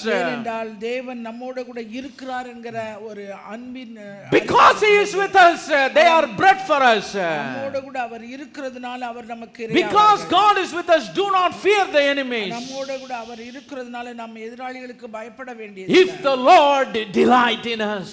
தேவன் நம்மோடு கூட இருக்கிறார். Praise the name of the living God. ஒரே அடிமைத்தனம், ஒரே அடிமை வாழ்க்கை, ஒரே சவால்கள், ஒரே பிரச்சனைகள், பாடுகள், கஷ்டங்கள்.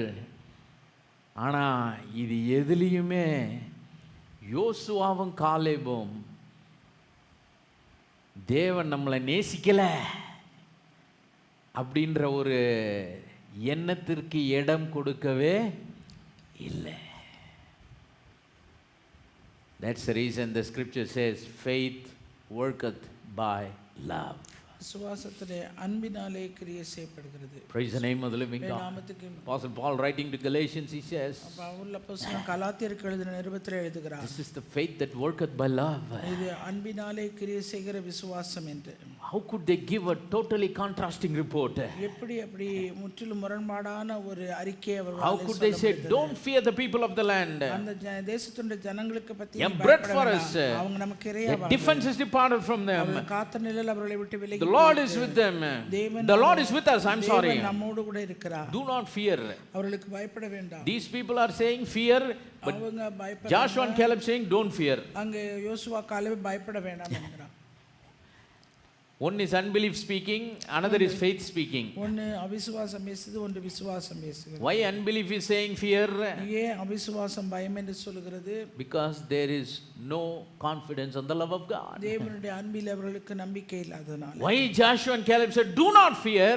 யோசுவாவும் காலேபும் பயப்பட வேண்டாம் என்று Because they had confidence in the love of God. தேவனுடைய தெய்வீக அன்பில் அவர்களுக்கு நம்பிக்கை Their faith is working by love. அவர்களுடைய விசுவாசம் அன்பினாலே கிரியை செய்கிறது. Praise the name of the living God. Unbelief is saying we are grasshoppers in their sight. அவருடைய பார்வைக்கு நம்ம வெட்டுக்கிளிகள் போல இருக்கிறோம். Faith is saying விசுவாசம் சொல்கிறது they are bread for us. அவர்கள் நமக்கு இரையாவார்கள். Why this contrast?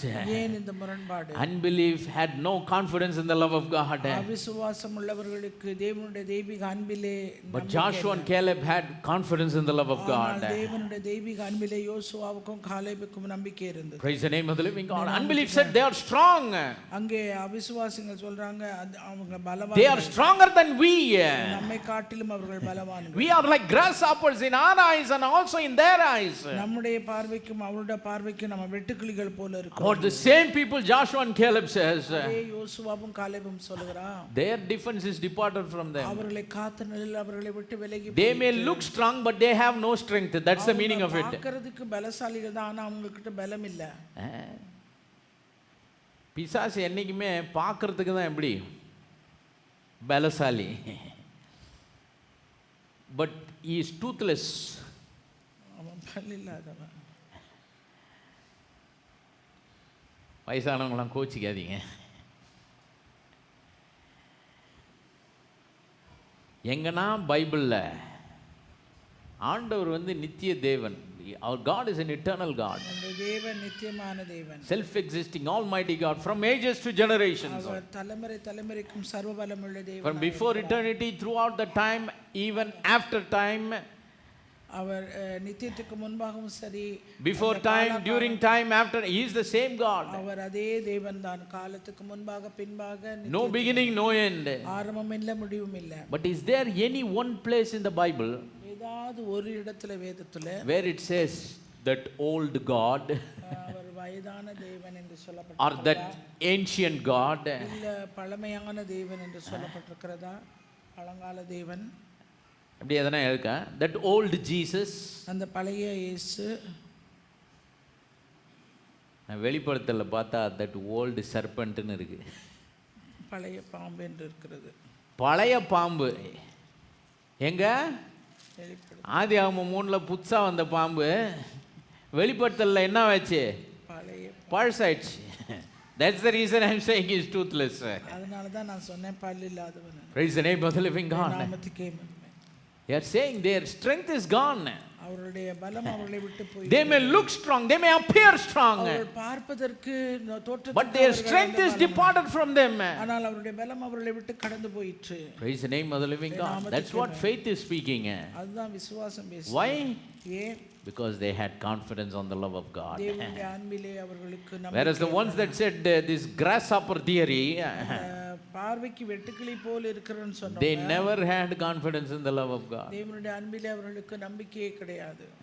All through the wilderness, அந்த வனாந்தரம் முழுவதுமாக they never realized the greatness of the pillar of fire and the pillar of cloud. தேவனுடைய மேன்மையும் அவர்கள் வழி நடத்தி வந்த அந்த மேகஸ்தம்ப அக்னி ஸ்தம்பத்தை குறித்து, The bread and water that God provided for them, அவர்களுக்கு கொடுத்த அந்த அப்பத்தையும் தண்ணீரையும் குறித்த ஒரு மேன்மை தெரியல. they were just thinking, it's something that's happening, let's experience it. என்னமோ ஒன்று நடக்குது, அதை நம்ம அனுபவிக்கிறோம். They never understood that there is a loving God behind all of this. இவைகள் எல்லாவற்றுக்கும் பின்னணியத்திலே ஒரு அன்பான தேவன் இருக்கிறார் என்பதை Even in the Old Testament, அந்த பழைய ஏற்பாட்டிலும் கூட this chosen men, Joshua and Caleb, யோசுவாவும் காலேபும் தெரிந்து கொள்ளப்பட்ட இந்த மனிதர்கள், they said, if the Lord delight in us, அவர் கர்த்தர் நம்மேல் பிரியமாயிருந்தார், He will bring us into this land, அவர் நம்ம இந்த தேசத்துக்கு கொண்டு போவார், and He will give it to us. அதை நமக்கு அவர் கொடுப்பார். Yes, it is a land that is flowing with milk and honey. அது பாலும் தேனும் ஓடுகிற தேசம். That's why do not fear. அதனால பயப்படாதே. How can a loving God bring us this far and not fulfill the purpose for which He brought us? அன்புள்ள ஒரு தேவன் இவ்வளவு தூரமாய் கொண்டு வந்த நோக்கத்தையும் தீர்மானத்தையும் அவர் எப்படி How can a loving God preserve us this far and not fulfill His promise in the end? இதுவரைக்குமாய் நம்மை பாதுகாத்து கொண்டு வந்த தேவன் அந்த வாக்குத்தத்தத்தின் நிறைவேறுதலை நாம் காண முடியாதபடி எப்படி செய்வார்? Don't look at the appearance. எனவே தோற்றத்தை பார்க்க வேண்டாம். They are bred for us. அவர் நமக்கு இறையாவார். Defense is departed from them. காத்த நிழல் விலகி போயிற்று. The Lord is with us and fear them நம்மோடு கர்த்தர் நம்மோடு இருக்கிறார். அவர்களுக்கு பயப்பட வேண்டாம். Praise the name of the living God. நாமத்துக்கே. These other spies, the majority of the spies, அந்த வேவுக்காரர்களிலே அதிகமான பேர், பெரும்பாலானோர், whatever they said, அவர்கள் என்ன சொன்னார்களோ, and the text மட்டும் எடுத்தீங்கன்னா, if you extract the text that they pronounced in their report, அவர்கள் சொன்ன அறிக்கையிலே அவர்கள் அந்த அறிக்கை காரியத்தை மாத்திரம் நம்ம எடுத்துக்கொண்டோம்னால் அதில் எதனா தப்பு இருக்கா? ஹலோ, ராட்சச உண்மையா இருக்கிறான்.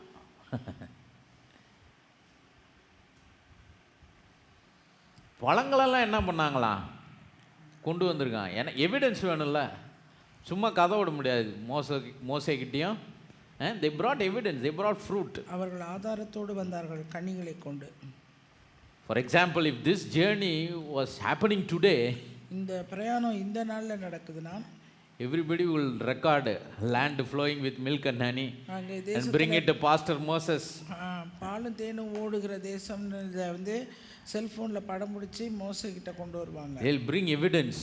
ஆதாரத்தோடு வருவாங்க. They will also picture all those giants, the children of Anak and the Hittites and the Jebusites, whatever it is. அங்கே ராட்சதர்களையும் ஏனாக்கர், ஏப்தியர், எபூசியர் எல்லாரையும் படம். They might have even prepared a proper documentary. அது ஒரு சரியான ஒரு ஆவண படமாகவே எடுத்து வருவாங்க. ஒரு ஆவண படமாவே எடுத்து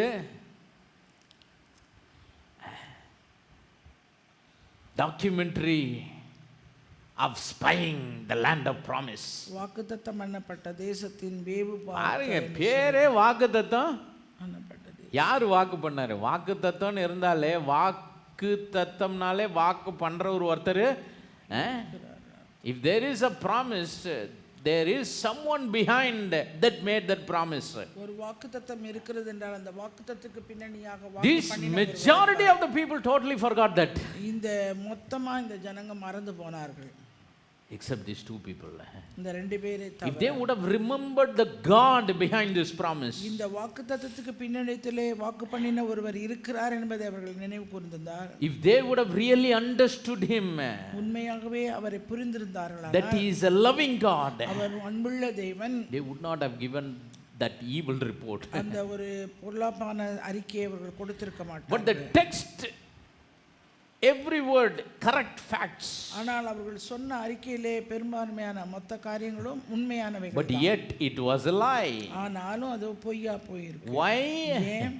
Because it is totally different from what God has said. ஆண்டவர் சொன்னதுக்கு முற்றிலும் முரண்பாடான காரியம். Praise the name of the living God. They took God out of that picture in their entire report. அவர்கள் கொண்டு வந்த அறிக்கையிலே மொத்தத்திலே தேவனையே அந்த இடத்துக்கு கொண்டு But வரல. these two spies, ஆனால் இந்த இரண்டு Joshua and Caleb, யோசுவாவும் காலேபும் they overcame all of their correct facts அவர்கள் தங்கள் கொண்டு வந்த எல்லா அந்த அறிக்கையிலும் and spoke the truth.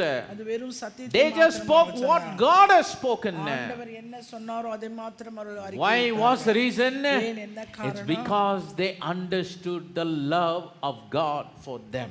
தேவனுடைய தெய்வீக அன்பை தங்களுடைய வாழ்க்கைக்கானதை அவர்கள் Even though they lived in the days of the Old Testament, அவர்கள் பழைய ஏற்பாட்டு காலத்திலே வாழ்ந்த போதும், even they went through a totally different kind of life than we are living now in this day and time. இந்த காலத்திலே நாம் வாழ்கிற இந்த வாழ்க்கை காட்டிலும் வித்தியாசமான ஒரு வாழ்க்கை அந்த நாளில் அவர்கள் They வாழ்ந்த said, போதும் the Lord delights in us. ஆண்டவர் நம்மேல் பிரியமாயிருந்தார். Praise the name of the living God. He will bring us into that land. அவர் இந்த தேசத்துக்கு நம்மை He will give it to us.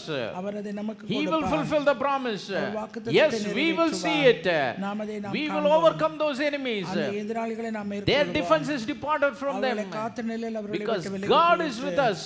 ஏனென்றால் தேவன் They are நம்மோடு கூட bread for இருக்கிறார். us. அவர் நமக்கு இரையாவார்கள். பிரெட்னா என்ன? பல்லு இல்லாதவங்க கூட பிரெட்டை கடிச்சு என்ன பண்ணிடுவான்? அப்படின்னா என்ன சொல்றாங்க? ஈஸி.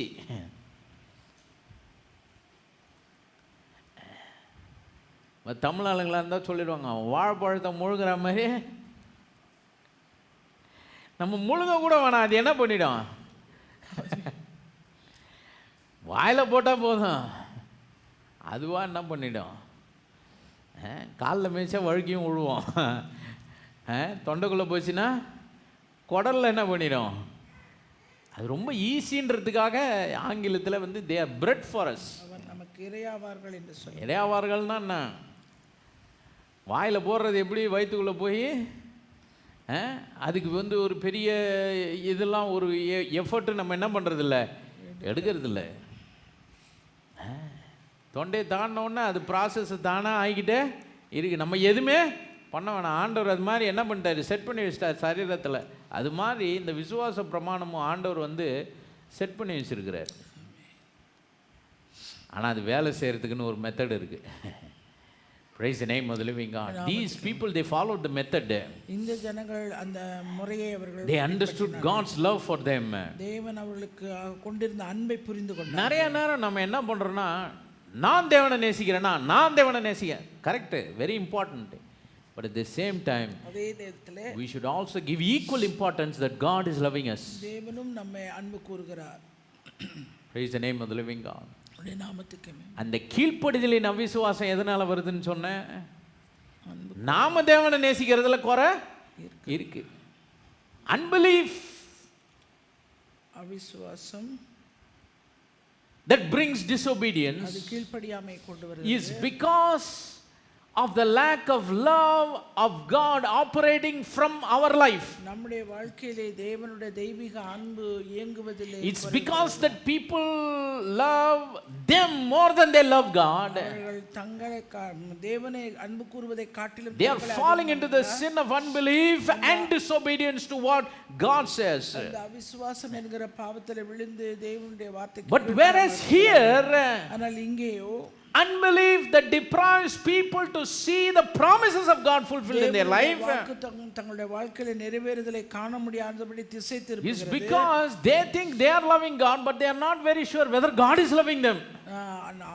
தான் ஆண்டவர் அன்பு கூறுறார், அவர் அன்பு கூறுகிறார் இல்லையான்றது சந்தேகமா But இருக்கு. brothers and sisters, what do the scriptures say? சகோதர சகோதரிகளே, வேத வசனம் என்ன சொல்லுகிறது? Like we read in the book of John, அந்த யோவானிலே நாம் வாசிக்க கேட்ட வசனத்தின்படி that God's love for us is the source of our love for God. நாம் தேவனிடத்திலே அன்பு கூறுகிற அந்த அன்புக்கு ஆதாரமே அவருடைய அன்பாகும். Praise the name of the living God. Only love makes us to believe what God has promised. அன்பு மாத்திரமே நாம் தேவன் சொல்லுகிறதை விசுவாசிக்கிறதுக்கு நமக்கு உதவி செய்யும். That's the reason our faith must be based on agape. எனவேதான் நம்முடைய விசுவாசம் தேவனுடைய அன்பிலே Because this God given faith, it works by love, the scripture says. வேதவசனம் சொல்லுகிறபடி தேவன் கொடுத்த இந்த விசுவாசம் தேவனுடைய அன்பினாலே கிரியை So செய்யப்படுகிறது. more than focusing on our love for God, நம்முடைய அன்பு நாம் தேவனுக்காக கொண்டிருக்கிற அந்த அன்பை நாம் see, கவனம் our love for God is secondary, அது நம்ம இரண்டாவது பட்சம். but God's love for us is first. ஆனால் தேவனுடைய அன்பு தான் முதலாவது. Praise the name of the living God. நாமத்துக்கே மகிமை. நிறைய பேருடைய அந்த அகாப்பே அன்பின் அந்த ஃபோக்கஸ் எதோட நின்றதுன்னா, நான் நேசிக்கிறேனா, தேவனில் அன்பு கூறுகிறேன்னா, முழு உள்ளத்தோடும் முழு ஆத்மாவோடும் அவர் சொல்லியிருக்கிறாரே, ஆமாம் சொல்லியிருக்கிறாரு தான், இல்லை அன்பு கூறணும் தான், கரெக்டு. அதே நேரம் அந்த அன்புக்கு எதுங்க ஆதாரம்? அவர் நம்ம மேல் வச்ச அன்பு. Praise the name of the living God. That's what we read in the scripture. We love him because he loved us first. அவர் முந்தி நம்மிடத்தில் அன்பு கூர்ந்தபடியால் நாமும் அவரிடத்தில் அன்பு கூறுகிறோம். Praise the name of the living God. நாமத்துக்கே மகிமை. 1 John 1 யோவான் chapter number 4 4வது அதிகாரம் verse number 15. 15ஆம் You know, I used to wonder how Apostle John was getting into the depths of the love of God. தேவனுடைய அன்பின் ஆழத்தை குறித்து எப்படி இந்த அப்போஸ்தலனாகிய You know, he is யோவான் talking about love.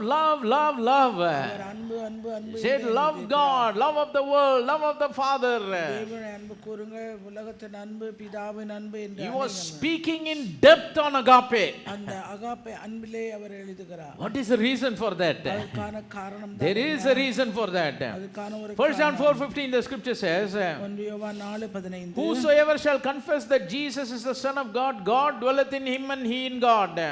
இயேசுவானவர் தேவனுடைய குமாரன் என்று அறிக்கை பண்ணுகிறவன் எவனோ அவனில் தேவன் நிலைத்திருக்கிறார், அவனும் தேவனில் நிலைத்திருக்கிறார். Verse number 16, and we have known and believed the love that God hath through us.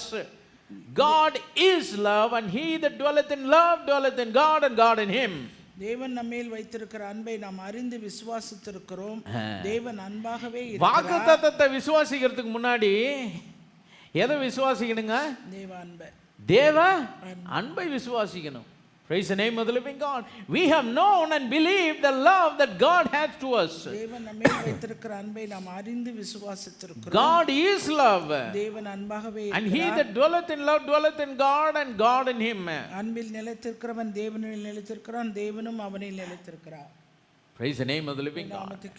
நம்முடைய தேவனுக்கு உருவம் கிடையாது. Our God doesn't have a physical image. அவருக்கு சரீர பிரகாரமான ஒரு வடிவம் உருவம் கிடையாது. But he is love. The scripture says. தேவன் அன்பாகவே இருக்கிறார். Praise the name of the living God.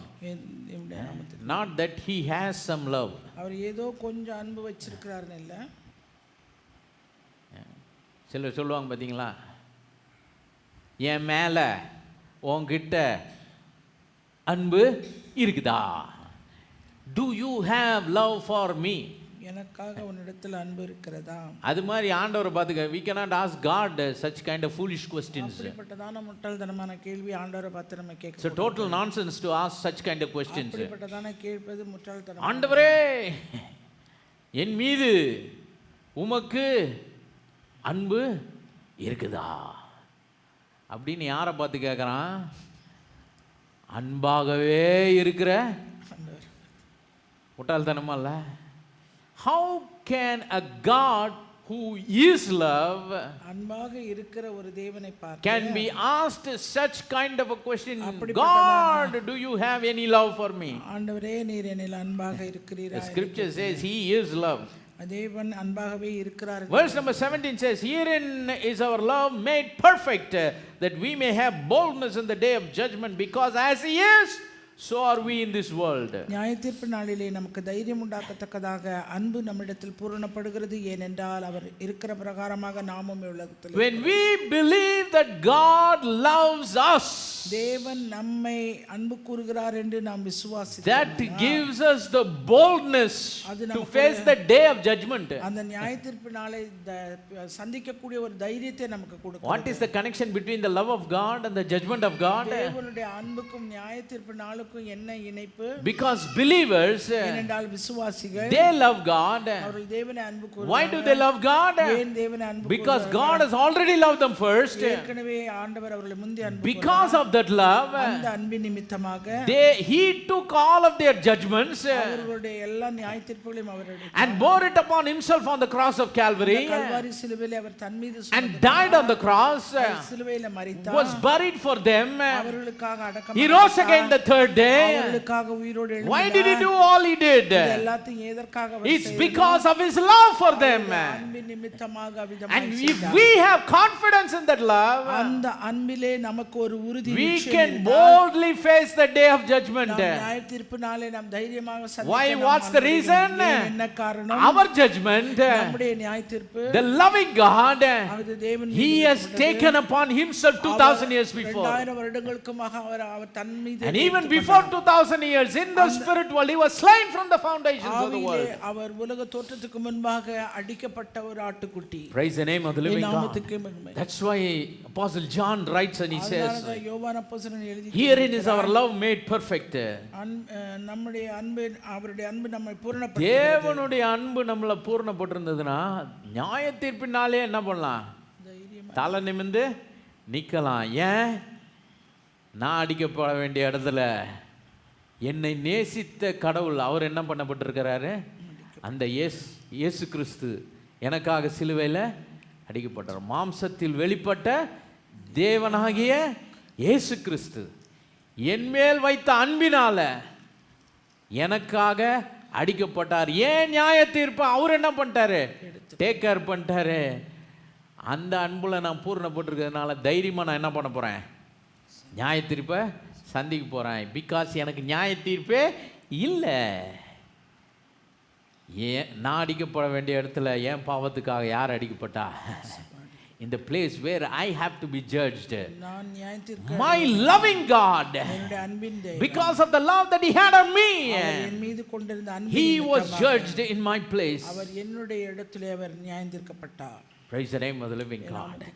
Verse number 18 says, there is no fear in love, but perfect love casteth out fear, because fear hath torment. He that feareth is not made perfect in love. Praise the name of the living God. இந்த அன்பில் என்ன பண்ணணும்? Scripture not only talks just about agape, but the scripture also is talking about being made perfect in that agape. Only being made perfect in that agape, it will remove the fear. Only that will remove the torment. Only that will help us to face the day of judgment boldly, because of the confidence on the love that God has for each and every one of us. ஆண்டவருடைய அன்பு, God's love is very personal for each and every individual. Praise the name of the living God. இந்த ஒரு 4 பிள்ளைங்க வச்சிருக்கிற பெற்றோர் என் பிள்ளைங்களை நேசிக்கிறேன்னு சொல்லிட்டு போற மாதிரி ஆண்டவர் I love my children. He doesn't do like that. He loves each and every one of us. பிள்ளைகளை நேசிக்கிறேன் என்று பொதுவாக சொல்லுகிறது அல்ல, ஒவ்வொருவரையும் தனிப்பட அவர் நேசிக்கிறார். That's why the scripture says, while we were yet sinners, Christ loved for us. பாவிகளாய் இருக்கிற கிறிஸ்து இயேசு நம்ம மீது அன்பு கூர்ந்தார். நம்ம எல்லாம் ஒரே மாதிரி பாவத்தில் இருந்தோமா? ஒரே பாவத்தை செஞ்சோமா? ஒவ்வொருத்தருடைய பாவத்தின் மீட்டர் என்ன பண்ணும்? ஆனால் எல்லாரையும் எப்படி நேசிக்கிறாரு? ஒரே மாதிரி நேசிக்கிறாரு. ஒருத்தன் பாவத்தில் 100 அடி போயிருப்பான், ஒருத்தன் 10 அடியிலே இருப்பான். 100 அடி போனவனையும் 10 அடி போனவனையும் எப்படி நேசிக்கிறாரு? ஒரே மாதிரி நேசிக்கிறாரு. God doesn't have partiality in loving his people. தேவன் தம்முடைய ஜனத்திலே அன்பு கூறுகிறதிலே பாரபட்சம் That's why the scripture says, while we were yet sinners, Christ died for us. நாம் பாவிகளாய் இருக்கிற கிறிஸ்து நமக்காக Whether somebody has been drenched in all kinds of sin that is under the sun for years and years, God loves him the same way, the one who is shallow in his sin. அவர் அதிக ஆழமான பாவத்திலே வருஷக்கணக்காக இருந்த அவனுக்காகவும் ஆண்டவர் மரித்தார், அவனையும் நேசித்தார். But the most important thing is, இதில் அதிக முக்கியமான காரியம் the என்னவென்றால், ones in 100 feet deep sin, for example, and the one in shallow deep sin, they must realize the love of God. அதிக ஆழமான பாவத்தில் இருக்கிறவனானாலும் சரி, இல்லை மேலோட்டமாக ஒரு சில பாவத்தை செய்தவனானாலும் சரி, அவங்க எல்லாருமே தேவனுடைய தெய்வீக If they realize the love of God, அவங்க அதை உணரணும். God will bring them back. ஆண்டவர் அவர்களை மீண்டும் If they really realize the love of God, தேவனுடைய அன்பை அவர்கள் உண்மையாகவே they will உணர்ந்தார்கள், repent from their sin. அவர்கள் பாவத்திலிருந்து மனம் They will realize their sin. அவருடைய பாவங்களை குறித்து They will acknowledge their sin. அவருடைய பாவங்களை அவர்கள் They will confess their sin அவர்கள் பாவங்களை அறிக்கையிடுவார்கள் and become righteous in the sight of அதன் God. பின்பாக தேவனுக்கு முன்பாக நீதிமான்களாக That's the power of God's love. அது தேவனுடைய அன்பினுடைய வல்லமை. See, God's love is not weakness. தேவனுடைய அன்பு ஒரு பலவீனம் உள்ளதல்ல. சிலர் என்ன பண்ணுவானா, ரொம்ப அன்பா இருக்கிறவன் தப்பை சுட்டி காட்டுவான், கேட்கலன்னா என்ன பண்ணிடுவான், அமைதியா போயிடுவான். அந்த அமைதியா போறதுனால அந்த அன்புல போறவனை வந்து ஒரு என்ன மாதிரி, ஒரு கோலை, லூஸு, பயந்தாங்கொலி, கேள்விப்பட்டிருக்கீங்களா? நம்ம ஆளுங்களுக்கு இந்த வார்த்தைலாம் நல்லா புரியும். If someone who is operating in the love of God, தேவனுடைய அன்பிலே ஒருவன் கிரியை செய்கிறவன், if we doesn't react the way the world reacts, உலகம் எப்படி பதில் செய்கிறதோ அதுபோல நம் செய்யாத போது, people think, he's maybe fool, ஒருவேளை அவன் முட்டாளா இருக்கலாம், he's so fearful. ஒரு ரொம்ப பயந்தாங்குழியா இருப்பான். But God's love is not fearful. ஆனா தேவனுடைய அன்பு பயப்படுகிற, God's love is powerful. தேவனுடைய அன்பு வல்லமை உள்ளது. It is not weak. அது பலவீனமானதல்ல, it is powerful. அது பலம் உள்ளது. Praise the name of the living God. நாமத்துக்கே மகிமை. Apostle John, யோவான் அப்போஸ்தலன், he was so sure about the love of God for him. தேவனுடைய அன்பை குறித்த ஒரு உறுதியான நிச்சயமுடையவனாய். Praise the name of the living God.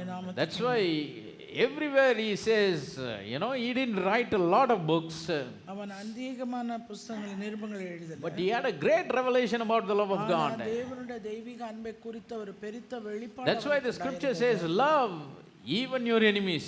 அதனால தான் உன்னுடைய சத்துருக்களையும் நீ சிநேகிக்க. When we know that God has loved us while we were yet sinners, நாம் பாவிகளாய் இருக்கையிலே கிறிஸ்து நம்ம மீது அன்பு வைத்தார். we will be able to love those who are against us. நமக்கு எதிராய் இருக்கிறவர்களையும் நாம் அன்பு கூற வேண்டும். See, when we are operating in the love of God, தேவனுடைய அன்பிலே நாம் செயல்படும் போது, when we are operating in the agape love of God, தேவனுடைய தெய்வீக அன்பிலே நாம் கிரியை செய்யும்போது, we will lose nothing. நாம் ஒன்றுமே இழந்து போகிறதில்லை. Praise the name of the living God. Because there is nothing to lose. என்ன இழந்து போகிறதுக்கு எதுவும் இல்லை, ஒண்ணுமே இல்லை.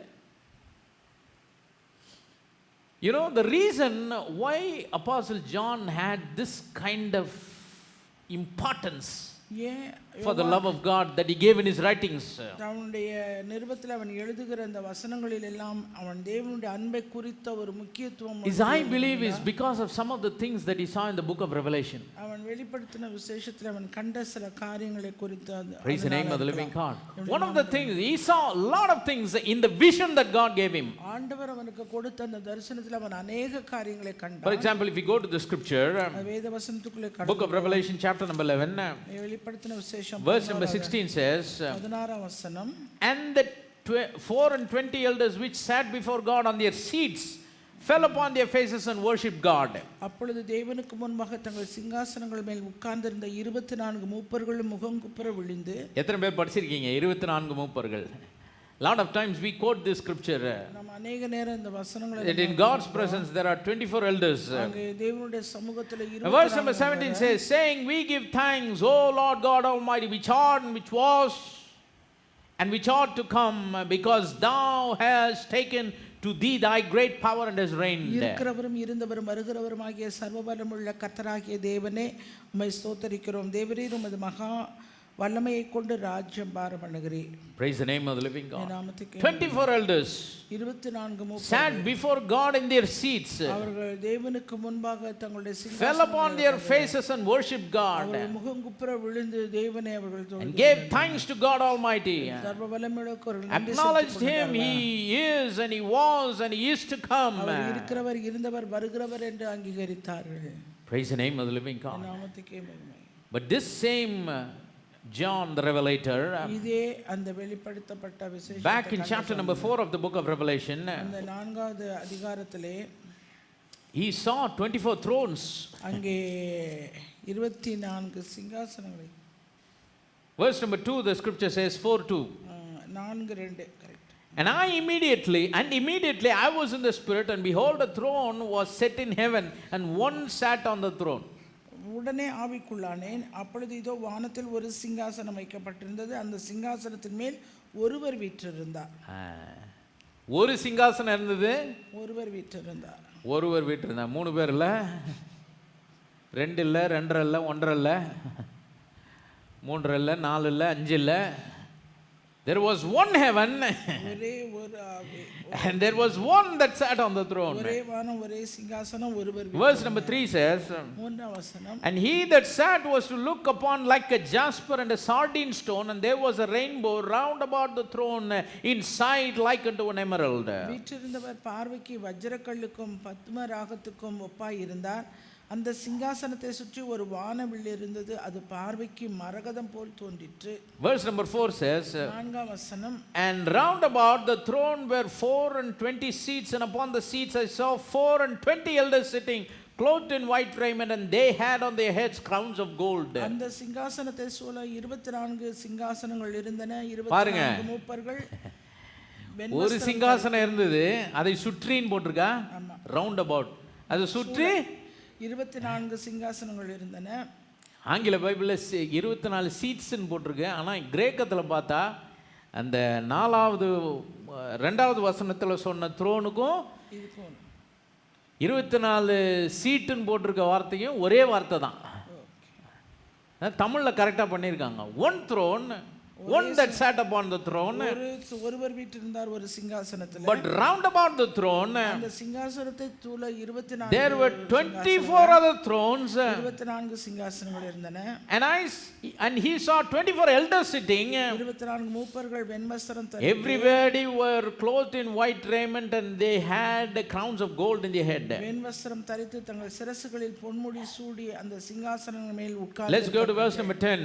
10ஆம் வசனத்துக்கு. And 24 elders fall down before him that sat on the throne, and worship him that liveth forever and ever, and cast their crowns before the throne, saying, 24 மூப்பர்களும் சிங்காசனத்தின் மேல் வீற்றிருக்கிறவருக்கு முன்பாக வணக்கமாய் விழுந்து சதா காலங்களிலும் உயிரோடு இருக்கிறவரை தொழுது கொண்டு தங்கள் கிரீடங்களை சிங்காசனத்துக்கு முன்பாக வைத்து. Verse number 11, thou art worthy, O Lord, to receive glory and honor and power, for thou hast created all things, and for thy pleasure they are and were created. கர்த்தாவே, தேவரீர் மகிமையும் கனத்தையும் வல்லமையும் பெற்றுக்கொள்கிறதுக்கு பாத்திரராய் இருக்கிறீர். நீரே சகலத்தையும் சிருஷ்டித்தீர். First of all, I want to tell you that this is a vision, this is a picture that John saw in the vision that God gave him in the island of Patmos. நான் இத முதல்ல சொல்லணும், பத்மோ தீவிலே யோவானுக்கு கொடுக்கப்பட்ட தரிசனம் இது. See, when God shows a vision, தேவன் ஒரு தரிசனத்தை காண்பிக்கும்போது, when God shows a picture in the vision, அந்த தரிசனத்திலே ஒரு படத்தை அவர் காண்பிக்கும்போது, he always conveys his message through types and symbols. அவர் அந்த அடையாளங்களோடு அந்த காரிய சிம்பல்ஸ், அடையாளங்கள் தானே, அடையாளங்களோடு அவர் காட்டுகிறவராக இருக்கிறார். Praise the name of the living God. ஆண்டவர் தரிசனத்தில் பேசும்போது ஒரு மரத்தை காட்டினார்னா உடனே நம்ம புளியா மரம், வேப்ப மரம் அப்படி போயிடக்கூடாது. மரத்திற்கு பின்னால் இருக்கும் அர்த்தம் என்ன, அப்படி வேற பர்டிகுலர் மரத்தையே காட்டினாலும் அந்த பர்டிகுலர் மரத்துக்கான அதன் மூலம் தேவன் சொல்ல வரது என்ன. That's how we have to see the vision. அது இப்படி தான் நம்ம தரிசனத்தை பார்க்கணும். Many people, they see something and they say, karpa pata, I saw something white, I saw something black, this and that and the other. சிலர் வந்து பார்த்துட்டு நான் கருப்பா பார்த்தேன் வெள்ளையா பார்த்தேன் ஏதாவது See, experiences of the people are experiences of the people. உங்களுடைய அனுபவங்கள் தான். I don't want to belittle that. அதை நான் வந்து But according to the scripture, நான் வேத that வசனம் whenever God speaks to his people through visions, எப்பொழுதெல்லாம் தேவன் தம்முடைய ஜனங்களை தரிசனத்தோடு அவர் he will speak through types and symbols. அவர் அங்க அடையாளங்களோடு அவர் பேசுகிறார். So in this picture that we read in Revelation 4, நாலாவது அதிகாரத்துல நாம் வாசிக்கிறோம் Apostle John saw a throne, யோவான் அங்கே ஒரு சிங்காசனத்தை and there was one sitting on the throne. ஒருவர் மாத்திரம் வீற்றிருந்தார். What is the throne? அந்த சிங்காசனம் என்ன? What is that? Who is that one that sat on the throne? இருக்கிற ஒருவர் யார்? He is our Lord Jesus Christ. நம்முடைய ஆண்டவராகிய இயேசு கிறிஸ்து. He is our everlasting Father. நம்முடைய நித்தியமான பிதா. He is the God Almighty. அவர் சர்வ வல்லமையுள்ள தேவன். Praise the name of the living God. Hear, O Israel, the Lord our God is one Lord. இஸ்ரவேலே கேள், நம்முடைய தேவனாகிய கர்த்தர் ஒருவரே. So first he saw one throne and one was sitting on the throne. சிங்காசனத்தை அந்த ஒரு சிங்காசனத்துல ஒருவர் வீற்றிருந்தார். But round about the throne அந்த சிங்காசனத்தை சூழ there were 24 other thrones. 24 சிங்காசனங்கள் இருந்தது. Praise the name of the living God. And on those 24 other thrones, அந்த 24 சிங்காசனங்களிலும் there were 24 elders sitting on the throne. 24 மூப்பர்கள் உட்கார்ந்திருந்தார்கள். And all those 24 elders, அந்த 24 மூப்பர்கள் they were clothed in white raiment. வெண்மை வஸ்திரம் தரித்திருந்தார்கள். All those 24 elders, அந்த 24 they were wearing a crown of gold on their head. பொன்னினாலே சூடப்பட்ட So why 24 elders? ஏன் 24? What is significant about the number 24? 24 என்ன எதை Why God showed him 24 seats round about the throne? அந்த சிங்காசனத்தை சுற்றி 24 சிங்காசனத்தை Why there is not 25 elders or 23 elders? 25 இருக்க கூடாது 23 இருக்க கூடாது. No, here what we need to understand is என்ன நம்ம புரிந்து கொள்ள வேண்டியது அவசியம் என்ன? how that number 24 arrives. அந்த 24 எப்படி வந்தது? See, all these 24 thrones, இந்த 24 சிங்காசனங்கள் God wants to convey a message to us. நமக்கு ஒரு செய்தியை தேவன் தெரிவிக்க. What is that message? அந்த செய்தி என்ன? It is not 24 individuals that we can count 1 2 3 4. நாம 1 2 3 ன்னு எண்ணுகிற மாதிரி தனிப்பட என்கிற அளவுக்கு But 24 these அல்ல. 24 elders in the 24 thrones are the people of God from the beginning to the end. அந்த 24 சிங்காசனங்களும் 24 மூப்பர்களும் ஆரம்பத்திலிருந்து இந்த நாள் வரைக்குமாய் இருக்கிற தேவனுடைய ஜனங்கள் முடிவரை இருக்கக்கூடிய தேவனுடைய ஜனங்கள். It represents the people of God. அது தேவனுடைய ஜனங்களை குறிக்கிறதா இருக்கிறது. Why it's the people of God? தேவனுடைய ஜனங்கள். Because 24 if you divide it by 2, அந்த 24 ரெண்டால வகுத்தோம்னா the first 12, அந்த முதல் 12 it represents the old patriarchs of the Old Testament. அந்த பழைய ஏற்பாட்டு அந்த பக்தர்களை பற்றி சொல்லப்பட்டிருக்கிறது. From where the 12 tribes of the children of Israel come. இஸ்ரவேல் புத்திரரிலே வந்த அந்த 12 The children of Israel are the people of God in the Old Testament. அந்த பழைய ஏற்பாட்டிலே இஸ்ரவேல் புத்திரர் தேவனுடைய. So the first 12 thrones, எனவே முதல் 12 சிங்காசனம் it represents the people of God in the Old Testament. பழைய ஏற்பாட்டின் தேவனுடைய ஜனங்களை குறிக்கிறது. And the second 12, அந்த இரண்டாவது 12 சிங்காசனம், it's talking about the 12 apostles. அந்த 12 அப்போஸ்தலர்களை பற்றி. Because the 12 apostles அந்த 12 அப்போஸ்தலர்கள் are the representation of God's people in the New Testament. அவர்கள் புதிய ஏற்பாட்டின் தேவனுடைய ஜனங்களாய் இருக்கிறார்கள். So these 24 thrones இந்த 24 and the 24 elders that are sitting on the throne, உட்கார்ந்திருக்கிற 24 they are nothing but the people of God of all ages. அவர்கள் எல்லா காலத்திலும் இருக்கக்கூடிய தேவனுடைய ஜனங்கள். It doesn't matter from whichever dispensation they are. எந்த காலத்துக்கு உட்பட்ட ஜனங்கள் என்பது. It doesn't matter from whichever testament they are. அவர்கள் எந்த உடன்படிக்கையில இருக்கிறவர்கள் என்பது. Whether they belong to the 12 tribes in the Old Testament ஏற்பாட்டின் 12 கோத்திரத்திலே ஒன்றாக or believers that are built their life on the foundations of the 12 apostles, the doctrines that they gave, அவர்கள் கொடுத்த உபதேசத்தின் அடிப்படையில் அஸ்திபாரமிட்டு கட்டப்பட்ட விசுவாசம், through whom God gave his word, தேவன் கொடுத்த அந்த வார்த்தை, through whom God established and propagated his church now. தம்முடைய வார்த்தையை கொடுத்து தம்முடைய சபையை ஸ்தாபித்த அந்த 12. So it's merely talking about the people of God being surrounded by the throne of the Almighty God. அந்த சர்வ வல்லமையுள்ள தேவனுடைய சிங்காசனத்தை சுற்றி அவருடைய ஜனங்கள் முழுவதும் அமர்ந்திருக்கிறார்கள். These people are wearing the white raiment. இவர்கள் வெண் வஸ்திரம் தரித்தவர்கள். What is that white raiment?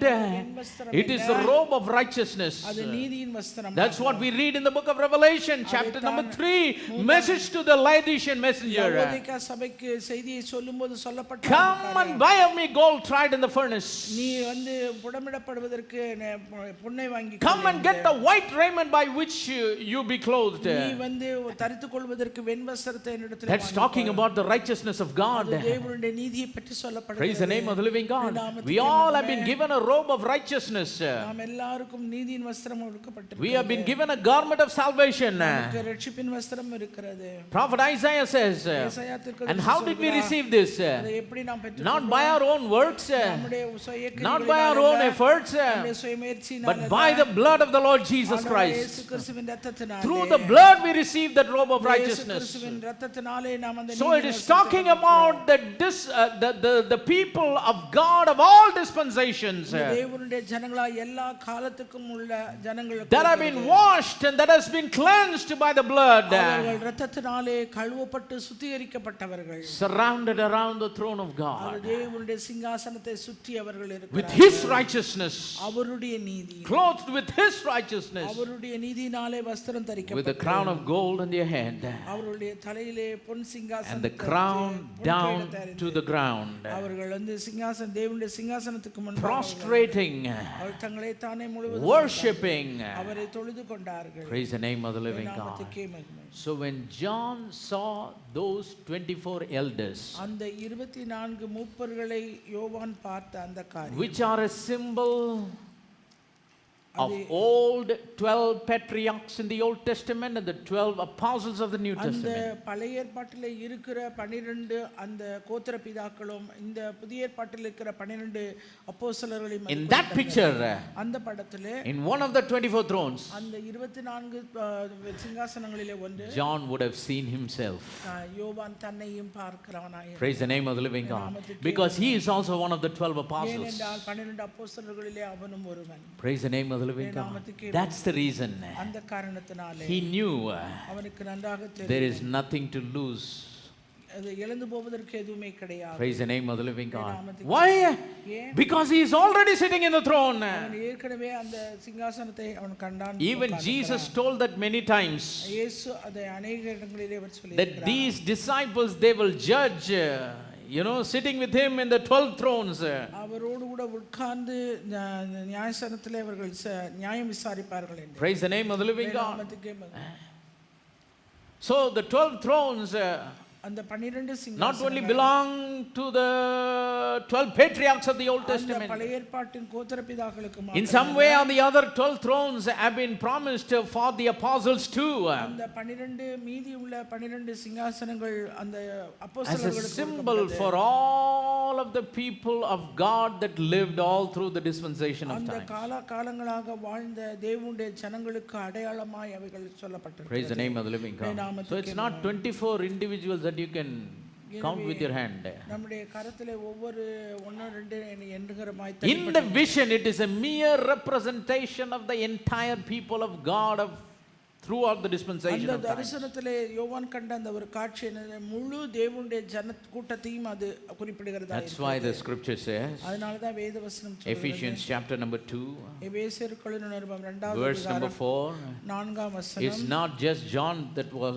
sitting there, அங்கே யோவான் அப்போஸ்தலன் மட்டும் உட்காரல, not just the old patriarchs that were seen, அங்கே வெறும் வந்து not just Andrew that was seen, அங்கே அந்திரே உட்கார்ந்து, not just Peter that was seen. பேதுரு அங்கே உட்கார்ந்தவராக அல்ல, They are a mere representation of all of us.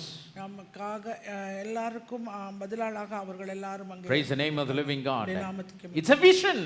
அது வந்து ஒரு தரிசனம். It's a picture in the vision. அது தரிசனத்திலே கண்ட And God is telling a message. தேவன் அதிலே ஒரு செய்தியை கொடுக்கிறார். Now my people surround me, என்னுடைய ஜனங்கள் என்னை சுற்றி இருக்கிறார்கள், prostrating before me, எனக்கு முன்பாக அவர்கள் இருக்கிறார்கள், worship me. அவர்கள் என்னை தொழுது கொள்கிறார்கள். So John saw himself எனவே யோவானும் தன்னை அங்கே காண்கிறார் in that picture, அந்த படத்திலே. and we are also a part of that. நாமும் அதிலே பங்குள்ளவர்களாக Ephesians 2:4, the scripture says, எபேசியர் 2:4 God who is rich in mercy, for with great love wherewith he loved us. தேவனோ இரக்கத்தில் ஐஸ்வர்யம் உள்ளவராய் நம்மில் அன்பு கூர்ந்த தம்முடைய மிகுந்த அன்பினால். ஏவிங்க நம்மள போய் அங்க அந்த சிங்காசனத்துல உட்கார வச்சது தேவனுடைய அன்பு. Because the scripture says in verse number 5, ஐந்தாம் வசனத்திலே when we were dead in sins, has quickened us together with Christ, by grace ye are saved.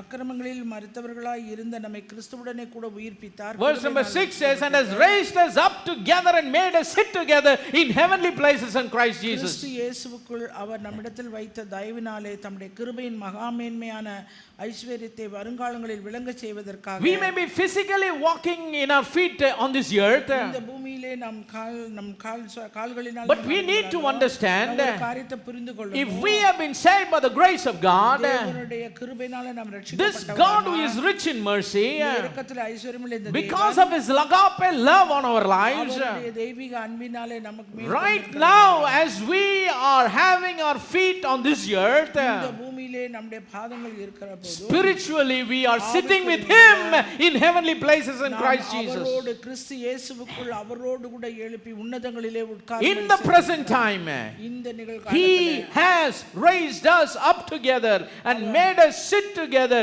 in heavenly places in Christ Jesus. இயேசுவுக்குள் நம்மை அவரோடே கூட எழுப்பி உன்னதங்களிலே அவரோடு கூட உட்காரும்படி செய்திருக்கிறார். Even before we enter into eternity, நித்தியத்திலே அவருக்கு பிரவேசிப்பதற்கு the முன்பாக position that God has given us தேவன் நமக்கு கொடுத்திருக்கிற ஒரு is ஸ்தானம் that we are sitting with him in heavenly places in Christ அவரோடு Jesus. கூட கிறிஸ்துவோடு கூட உன்னதங்களிலே நாம் So உட்கார்ந்திருக்கிறோம். what Apostle John saw அங்கே அப்போஸ்தலனாகிய யோவான் கண்டது is a mere representation of our position in Christ. நம்முடைய ஸ்தானம் கிறிஸ்துவுக்குள்ளே என்ன என்பதை அவன் கண்டான். Praise the name of the living God. நாமத்துக்கே மகிமை. That happened because of his love. அது அன்பு நிமித்தமாக தான் அந்த காரியம் நடந்தது. அன்பினால் இவ்வளவு பெரிய ஸ்தானத்தை கொடுத்தவர் வாக்குத்தத்தத்தை நிறைவேற்று. மறந்துடுவாரா? ஹலோ, இதை பார்த்துட்டாரு யோவான். தன்னையே என்ன பண்ணிட்டாரு? ஒரு சீட்டில் உட்காந்துருக்கத பார்த்துட்டாரு. அதான் ஒரு ஊழியக்காரர் சொல்கிறாரு பாருங்க, அவருக்கு ஒருவேளை அந்த வயசான காலத்தில் யோவான் என்ன சொல்லியிருக்கலாம், ஒரே மெசேஜ் தான், ஒரே ப்ரீச்சிங் தான், லவ். எப்போ ஒருவர் என்ன பண்ணுங்க, தேவன் மேலே எப்படி இருங்க, பிதாவின் அன்பில் இருங்க. He's so intensely talking about the love. தேவனுடைய அன்பை மாத்திரமே அவர் பேசுகிறவராய். Why? ஏன்? Because he knows there is nothing else to lose. வேறு எதுவுமே இந்த காரியத்தை செய்ய If we live by love in this world, we have nothing to lose. இந்த உலகத்துல தேவனுடைய அன்பினாலே நம்ம வாழும்போது நம்ம இழந்து போறதுக்கு எதுவுமே Because as a chosen child of God, கிடையாது. தேவனாலே தெரிந்து கொள்ளப்பட்ட பிள்ளையா by the foreknowledge of God, அவருடைய முன்னறிவினாலே you are not going to make it, you have already made it. நீ போய் நீ அதை செய்ய போறதில்ல. ஏற்கனவே You are sitting with him in heavenly places. நீ அங்கே உன்னதங்களிலே அவரோடு கூட உட்கார்ந்து It's because of his love for you. அவருடைய அன்பு உனக்காக கொண்டதனால That is why, அதனால because of his love, அன்பு நிமித்தமாக we believe in his promise. அவருடைய வாக்குத்தத்தத்தை நாம் விசுவாசிக்க வேண்டும். Praise the name of the living God. And the scripture says, இந்த வேதவசனம் all the promises of God வாக்குத்தத்தங்கள் in எல்லாம் him are yea and amen. அவருக்குள் ஆம் என்றும் ஆமென் என்றும் இருக்கிறது. Not some of the promises, சில வாக்குத்தத்தங்கள் not மாத்திரமல்ல, most of the promises, இல்ல அதிகபட்சமான but all the promises of God. எல்லா வாக்குத்தத்தங்களும். You know, a lot of times people struggle here. அநேகர் இங்க தான் போராடிக்குவாங்க. Faith for the promises of God to be fulfilled in their life. அவருடைய வாழ்க்கையிலே தேவனுடைய வாக்குத்தத்தத்தினுடைய நிறைவேறுதலுக்காக. Do you know the reason why? ஏன் தெரியுமா என்ன காரணம்? Because they think they have done something wrong. ஏனென்றால் அவர்கள் ஏதோ தவறு காரியங்களை Because they have failed. அவர்கள் தோற்று Oh, I have failed here, that's why God will not do this for me. அதனால நான் ஆண்டவர் எனக்காக இது I have failed here, I have failed there. நான் இங்க தோற்று போனேன். That's the reason God will not do this for me. அதனால ஆண்டவர் எனக்கு இந்த No, காரியத்தை that's the lie of the devil. If you think you have failed here, you have failed there. நீ அங்க தோற்று போன இங்க தோற்று போனேன்டா. God is still loving you enough ஆண்டவர் இன்னும் உன்னை போதுமான அன்பு so that you can realize that sin, அந்த பாவத்தை குறித்து repent from that mistake, அதிலிருந்து தவறிலிருந்து acknowledge that mistake, அந்த தவறை confess that mistake, அந்த தவறை அறிக்கையிட and set yourself right with God. தேவனோடு கூட சரியான மனம் பொருந்தல். Praise the name of the living God. Remember, you are sitting with him in heavenly places. நீங்க நல்லா ஞாபகம் வச்சுக்கங்க, நீங்க அவரோடு கூட உன்னதங்களிலே I am talking to the believers who are born again. நான் தேவனோடு உள்ள விசுவாசிகளுக்கு இதை சொல்லிக் கொடுக்கிறேன். Praise the name of the living God. Even if you have not been born again, நீங்க மறுபடியும் பிறவாவிட்டால் கூட God loves everyone. தேவன் எல்லாரையும் அவர் நேசிக்கிறார். But if you understand that love, அந்த அன்பை நீ புரிந்து கொண்டாய், we've got to repent, acknowledge our mistake, எந்த தவறை confess it, அறிக்கையிட்டு we qualify for the promise. வாக்குத்தத்தத்துக்கு நம்மை தகுதிப்படுத்திக் கொள்ள வேண்டும். அந்த இரத்தம் நம்மளை குவாலிஃபை பண்ணுது. The blood with which we are cleansed, it qualifies us. சுத்திகரித்த கழுவின அதே இரத்தமே நம்மை தகுதிப்படுத்தும். எப்படிங்க ஒரு ஒரு ஒரு ஒரு தவறுல விழுந்தவன் ரட்சிக்கப்பட்டு முதல்ல வராங்களோ இல்லை ரட்சிக்கப்பட்டு தவறு செஞ்சாங்களோ எப்படியாச்சும் இருக்கட்டும், எப்படி அந்த தவறை உணர்ந்து மனம் திரும்பி அறிக்கையிட்டு தேவனோடு காரியங்களை சரி செய்ய முடியும்? How can a person, எப்படி ஒரு நபர், whether he is first coming to know the Lord ஆண்டவரை அறிந்து or whether he is a person in the Lord but have fallen short, ஆண்டவரை அறிந்த பின்பு தவறு செய்தாரோ, how can he realize his mistake, repent from his mistake, acknowledge his mistake and confess his mistake and be restored with God?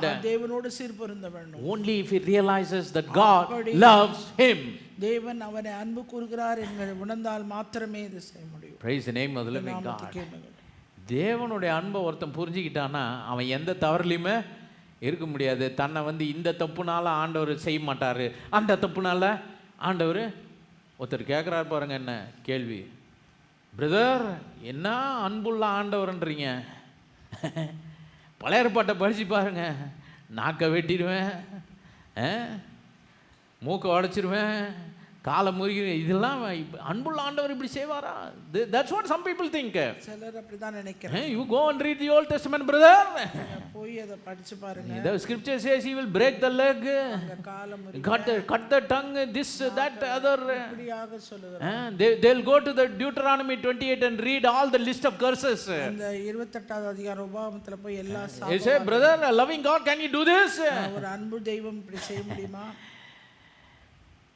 Whenever God wants the people, எப்பொழுதெல்லாம் தேவன் தம்முடைய, whenever God proclaims his judgment on the people, ஜனங்கள் மீது எப்பொழுதெல்லாம் தேவன் தன்னுடைய நியாயத்தீர்ப்பை we should understand the intention of God. அந்த தேவனுடைய நோக்கத்தை நாம் புரிந்து கொள்ள வேண்டும். What is the intention of God? தேவனுடைய நோக்கம் தான் என்ன? It's not to destroy them. அழிப்பதற்காக அல்ல. He wants them to realize and correct themselves. அவர்கள் உணர்ந்து திருத்திக் கொள்ள வேண்டும். Let me give you an Old Testament story. நான் ஒரு பழைய ஏற்பாட்டு காரியத்தை சொல்லுகிறேன். In the book of Jonah, யோனாவுடைய புத்தகம், we all know how God made a decision to send his prophet to Nineveh. அங்கே நினிவேக்கு போகும்படியாக தம்முடைய தீர்க்கதரிசிக்கு ஆண்டவர் கொடுத்த காரியம் என்னது? What was the purpose? என்ன நோக்கம்? To proclaim the news.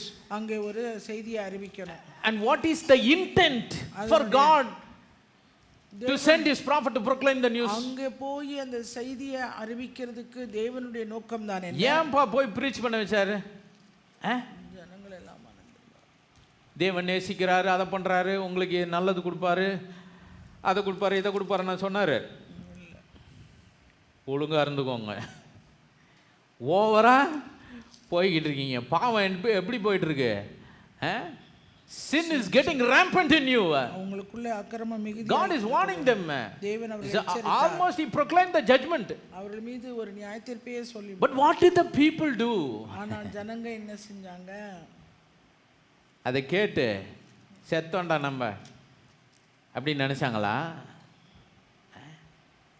தேவனுடைய நியாய தீர்ப்பை கேட்டு ஜனங்க என்ன பண்ணாங்க சார் சொல்லுங்க?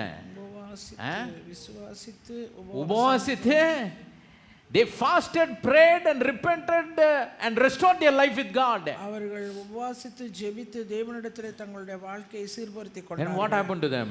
அதனால என்னாச்சு? God removed his judgment. அவருடைய நியாயத்தீர்ப்பை ஆண்டவர், அதாவது நியாயத்தீர்ப்பு கூறினார் தான், ஆனா அந்த கூறினதின் நோக்கம் என்ன அதை தான் நம்ம பார்க்கணும். மூக்கை உடைப்போன்னா அவருக்கு ஏதாவது மூக்கை உடைக்கிறது அது அவருக்கு ஏதோ ஜாலின்னு நினச்சிக்கூடாது.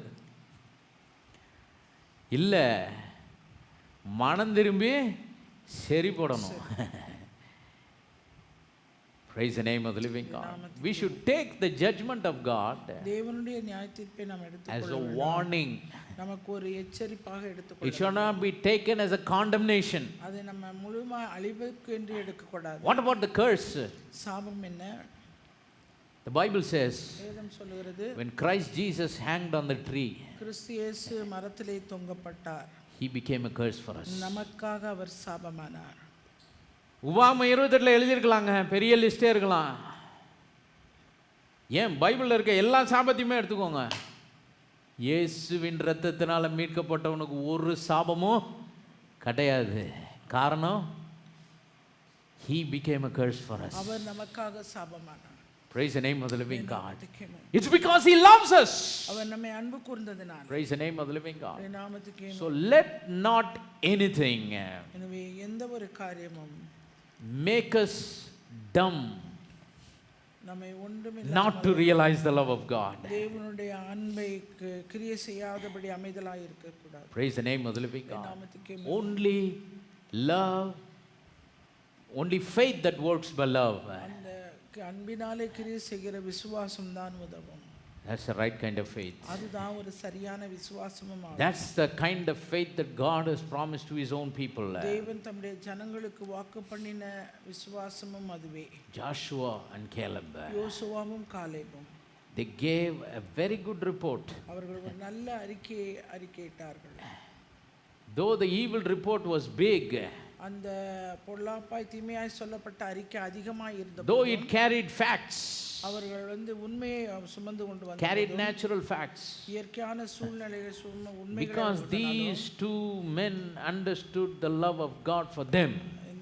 யோசுவாவும் காலேபும் தேவன் தங்களுக்கு கொண்டிருந்த அன்பை அவர்கள் They had உணர்ந்ததினாலே a totally different report. அவர்கள் நல்ல ஒரு அறிக்கையிட்டார்கள். Remember, only those two entered into the land of அந்த promise. நல்ல ஞாபகம் வச்சுங்க, அவங்க ரெண்டு பேர் மாத்திரமே இந்த வாக்குத்தத்தம் பண்ணப்பட்ட தேசத்துக்குள்ளே But பிரவேசித்தார்கள். the others who gave the evil report, they were destroyed. மற்றவர்கள் எல்லாம் அழிக்கப்பட்டார்கள். That's why unbelief can lead us into destruction. எனவே அவிசுவாசம் அழிவுக்கு நேராய் நம்ம நடத்தும். Praise the name of the living God. நாமத்துக்கே. So it is the religious spirit.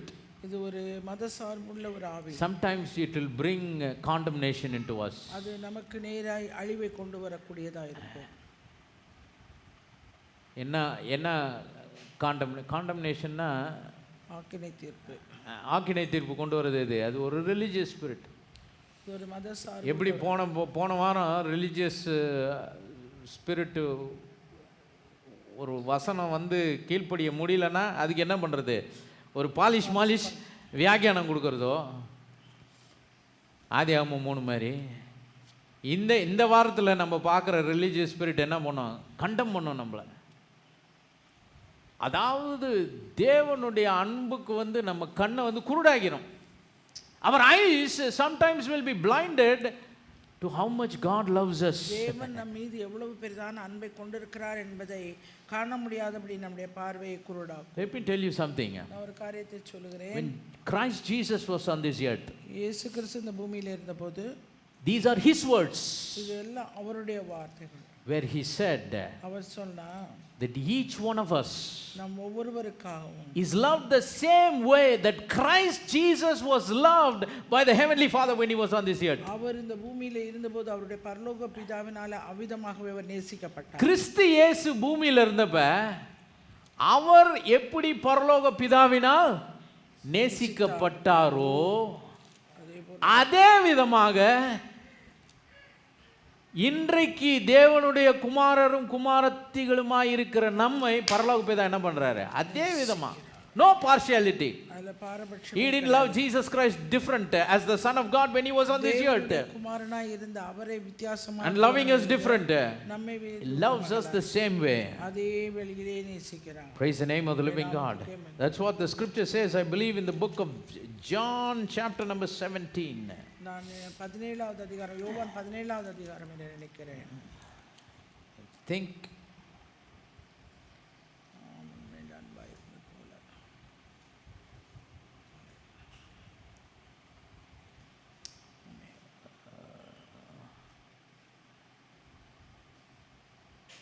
(17:23). 17:23. It says, I in them and thou, and this is the prayer of our Lord Jesus. இது நம்முடைய ஆண்டவராகிய இயேசு கிறிஸ்து ஏறெடுத்த ஒரு ஜெபம். He is praying for all the believers that will follow. அவரை பின்பற்றின எல்லா விசுவாசிகளுக்காக He says, I in them and thou in me, that they may be made perfect in one.